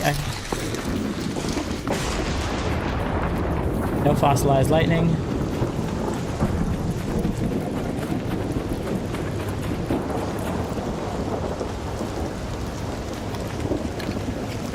Prickly pear I needed actually, so that was really convenient.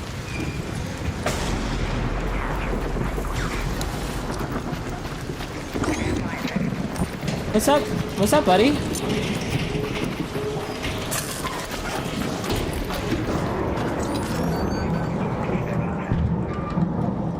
We're cool. We're cool.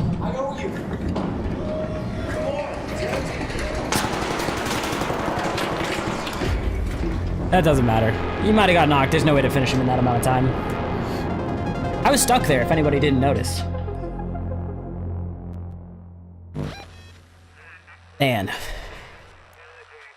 we covered a good amount of ground there, too. I mean, that would have been enough to probably run down along here, but then our closest extract would have been water treatment. Would have cut it a little closer, but... Again...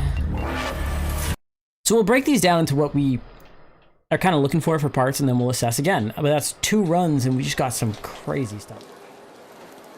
He also leveled up. This is my skill tree right now. It's kind of wonk. Most people will be like, why aren't you all the way up in mobility? Once you have these 2, the rest of this is kind of... I mean, I don't want to say optional, because things like crawl before you walk is really good. Things like Turtle Crawl, unbelievably good. But as far as things I actually needed early on, you definitely need the stamina. In-round crafting is essential to this strategy, I feel like, because you can get your heals when you're very low on stuff, especially if you're running free loadouts, things like that. You have to have this. Gentle pressure. You have to pick it up, really, if you want to come up this way. I didn't really have to go up this way to get... Right now, I'm trying to work my way to Broad Shoulders, increasing the maximum weight and Looter's Luck, but then we also want Traveling Tinkerer so we can craft the hatch keys in-game and get out via hatch if we have to. I will say, if you're thinking you want to carry more weight and you're looking at this perk thinking that sounds good, I would first try and pick up loaded arms. Running the actual math, you get about 2 additional kilograms per... I think it's in kilograms, right? Yeah. 2 additional kilograms of carrying capacity per point allocated in this, which is 10 maximum, whereas this will half the weight. Actually half the weight of the guns that you're carrying. So instead of being 8 pounds and 5.5 pounds, you know, we'll say round up, we'd be running a 12-pound loadout versus a 6-pound loadout. That's already, for a single point, better than 3 points into Broad Shoulders, or the same as 3 points into Broad Shoulders. Plus, to path up here, you have to get used to the weight. Your build will not slow you down as much. It's only a little bit of a difference. It's not drastic, but it's enough where having this and this is going to get you moving fast. There's a lot of points here that aren't good. Watch the Gaming Merchant's video on testing out skill points. The making less noise when you loot, very negligible. It's at max with 5 points, about a decibel difference. It's okay from farther away, I suppose, but it's not going to make enough of a difference that players aren't going to hear you. Same thing with Gentle Pressure. This and this are basically the same, but you have to take at least 1 point to come up this way to grab these. Prioritize your stamina, your ability to carry things, and your speed. Efficient prior, and vitalizing squat. I mean, just for the fact that it gives you better stamina regen at all, it makes it worth it. But my next goal is to start working my way up here. So we're going to take this here. Have loot revealed faster. This was also said to be a negligible difference, but this paired with this, I think, is probably our best. And then we're going to come up and grab these two. Probably start filling out some of this other stuff or going up the tree here for crawl before you walk and things like that. But that's... Again, collecting more stuff from Scrappy. 2 medium shields to account for. Have a Stitcher 1. Dash. Like these, again, wires that we... After our mod components, 3 wires to get a silencer 2 on our Pharaoh. We have extra bandages. Again, I'm just going to send those to stash. We don't really need them. We can count them. Processors found in technological. If you don't want to loot a high value technological area, get something like this from residential, break it down, boom, there you go. Toasters as well, if you're not using them for quests, really great for wires. 13 wires. We got a blue gate. This key, it may say it's worth 100 and it may not recycle. Don't get rid of this key. This is underneath checkpoint on the blue gate. It is a high value area. You can get so much value from this one run of this, and then extracting will give you basically an inventory similar to what I had already, where you might get blueprints, you might have a ton of good stuff. We had an extent that's from this run as well. So I mean, even something like just having these two in this blueprint that's a good run. And we did this for free. We went in with no shields, no guns, no nothing, and now we have a Pharaoh 4, a Stitcher 4 again. Extended Light Mag 1. We've got throwables. We have the Prickly Pear that I need, which I'm going to chuck in my stash. And sell these. Let's get to some final numbers, right? If I go twice, I've got all these. I can keep running. I'm going to learn this blueprint, but this is... Now we're at plus 9k value over the difference from 58 to 89. We're plus 40k roughly, and we have an extended barrel, Stitcher 4s, extra Stitcher 4 here with the muzzle brake. We got an Anvil 2 out of this. We got extra blueprints as well. We had the Torrente blueprint. We had Venator blueprint. These I will be giving to somebody. We got a blue gate confiscation room key, which we could run next, honestly. Plenty of smoke grenades. Plenty of canisters to craft more smoke grenades, and we can just keep upgrading literally everything. If I go to gunsmith, mod components, 8 wires. We have that in here. 2 mod components was used, 8 wires was not. Let's...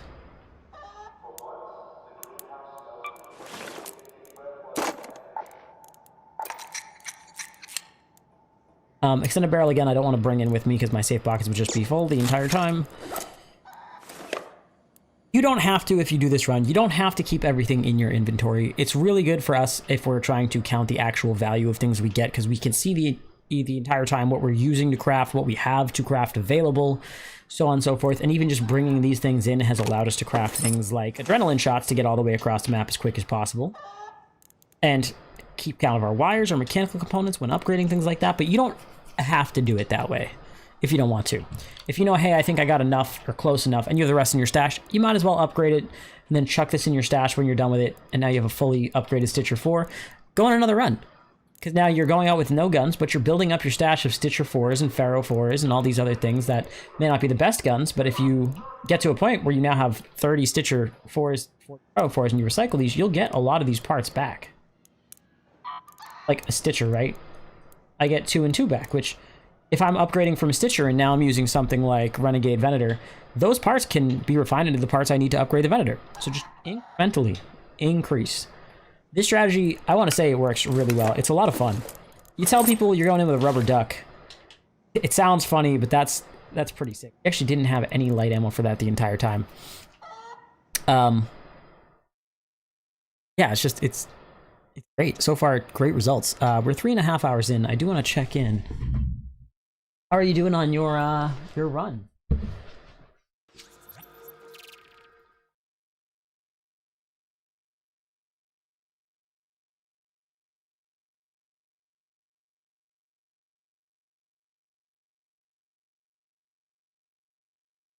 Craft a little smokes if you're near the...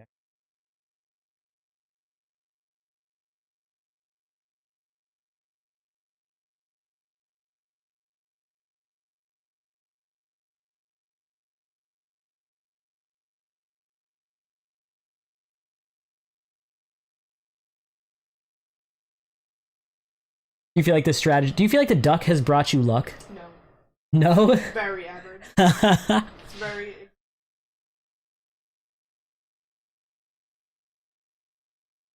Wow. Yeah. I mean, but you were able to craft a gun too, you know? Yeah. Il Toro? That's a great find. I'd rather find an Il Toro than most other guns. Yeah, but up close, it hits hard enough that it's like, it makes up for not having an SMG, I think. Personally, at least. Well, your first run, or have you done a full inventory dump yet? I've done 2? Wow, okay, so you're already on 2, I'm already on 2. stuff I've put. Oh, you have a list? Yeah. Can I...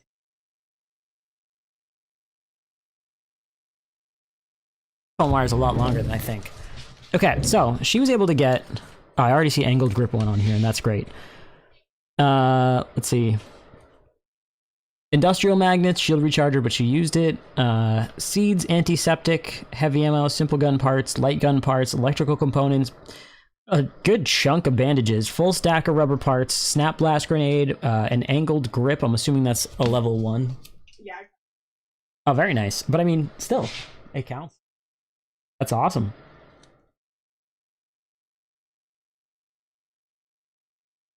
So I'd say this works pretty well. I do think that this is a good strategy. I mean, made out a little bit better. But I mean, this is I might continue to run these rest of the day, but we're probably gonna swap over, play some duos, play something a little more casual than trying to hard loot.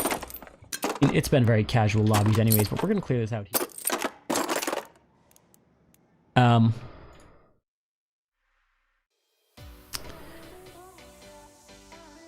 Lucky duck. The duck brought me luck, I think. There, you got it. I'm out of ammo.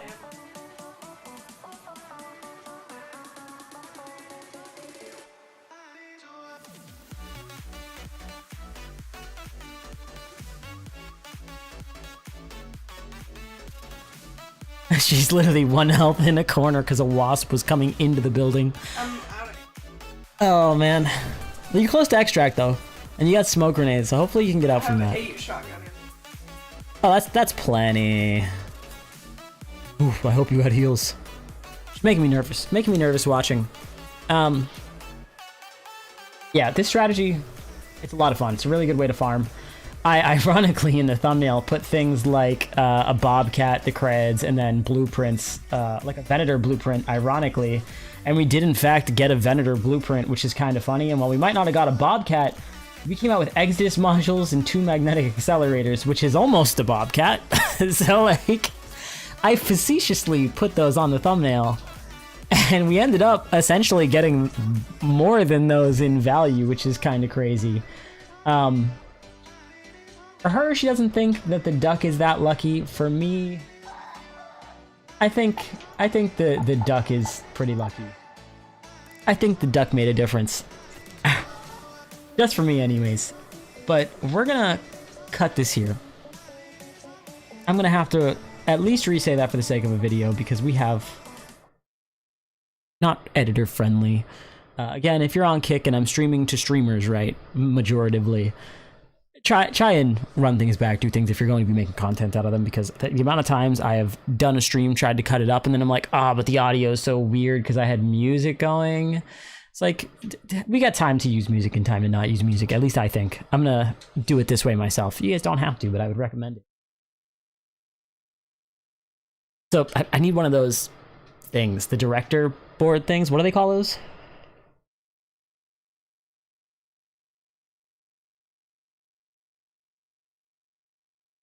It's on the tip of my tongue. Yeah.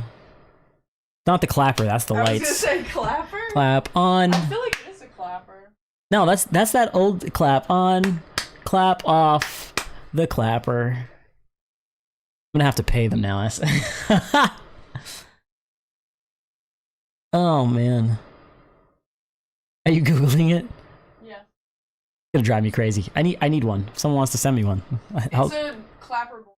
Clapper board. So clapper actually wasn't that far out. I was gonna say, I'm like, no, it definitely is a clapper. Oh. Yeah, so I need a clapper board, but we're just gonna... Do you want...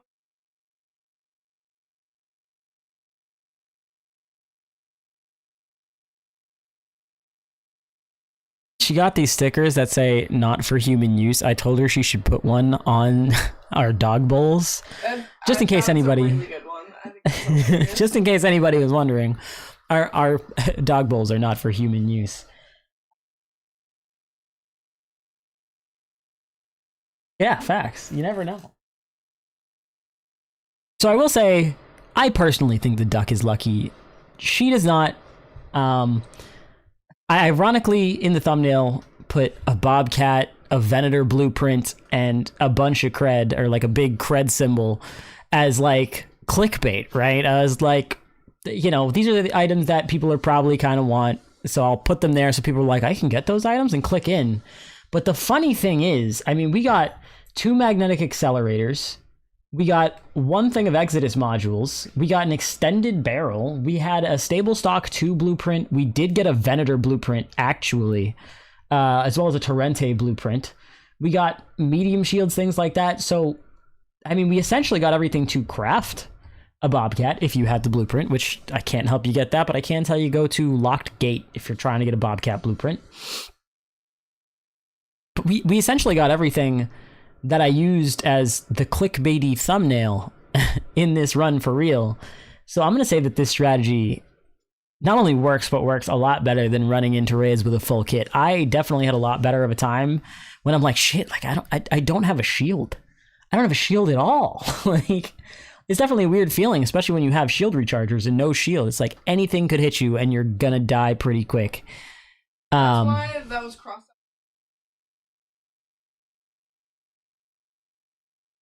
Yep. And then so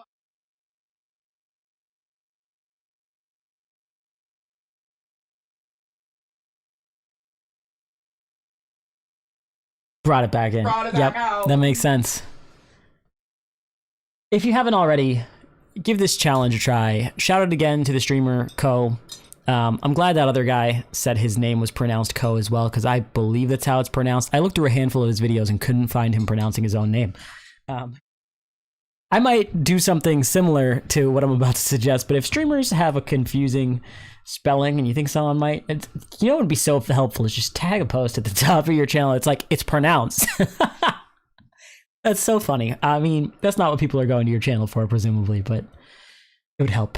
But yeah, I'm really glad that guy also said that he heard about it from Ko. I'm pretty sure he's the one who came up with this. He's at least the one that put it in front of so many people. So I want to say thank you to Ko for this really fun, really funky idea. We didn't even end up dying. We just ended up having so much stuff that we were trying to keep track of. A full inventory list for the sake of measuring how worth it this strategy is. And I mean, it's been awesome.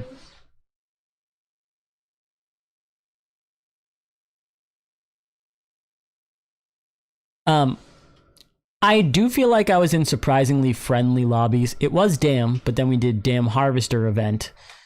And all of last night I was running PvP free kit Stellamontis, so I don't know if there's anything to bringing a duck out and an augment with no shield or gun. It would be very funny if the developers secretly put something like that in the game to make some kind of friendlier lobby advantage because they're aware of this challenge. It'd be a great nod to the community itself from the developers. And while I doubt that they did that, I really hope so. This has been a lot of fun. If you're seeing this on the video, we're going to be going live every single day on Kick and YouTube, doing different content, probably a lot more Arc Raiders. If you haven't already, like and subscribe, and if you're over on the live, hit the follow button on whatever platform you're on. Well, I guess on YouTube it's subscribe, so subscribe on that. But if you're on Kick, please hit the follow button. Really helps us out. That is going to do it for me today, guys. Only 3.5 hours in. We do have to grocery shop, and I have to do some cooking. We meal prep a lot of our meals, so I am going to have to cut this one short, but I've got nothing but time. You can expect significantly longer streams, but this was a nice welcome back. I am glad some old faces came back in. That is much appreciated. If you guys are still here, thank you to you all especially.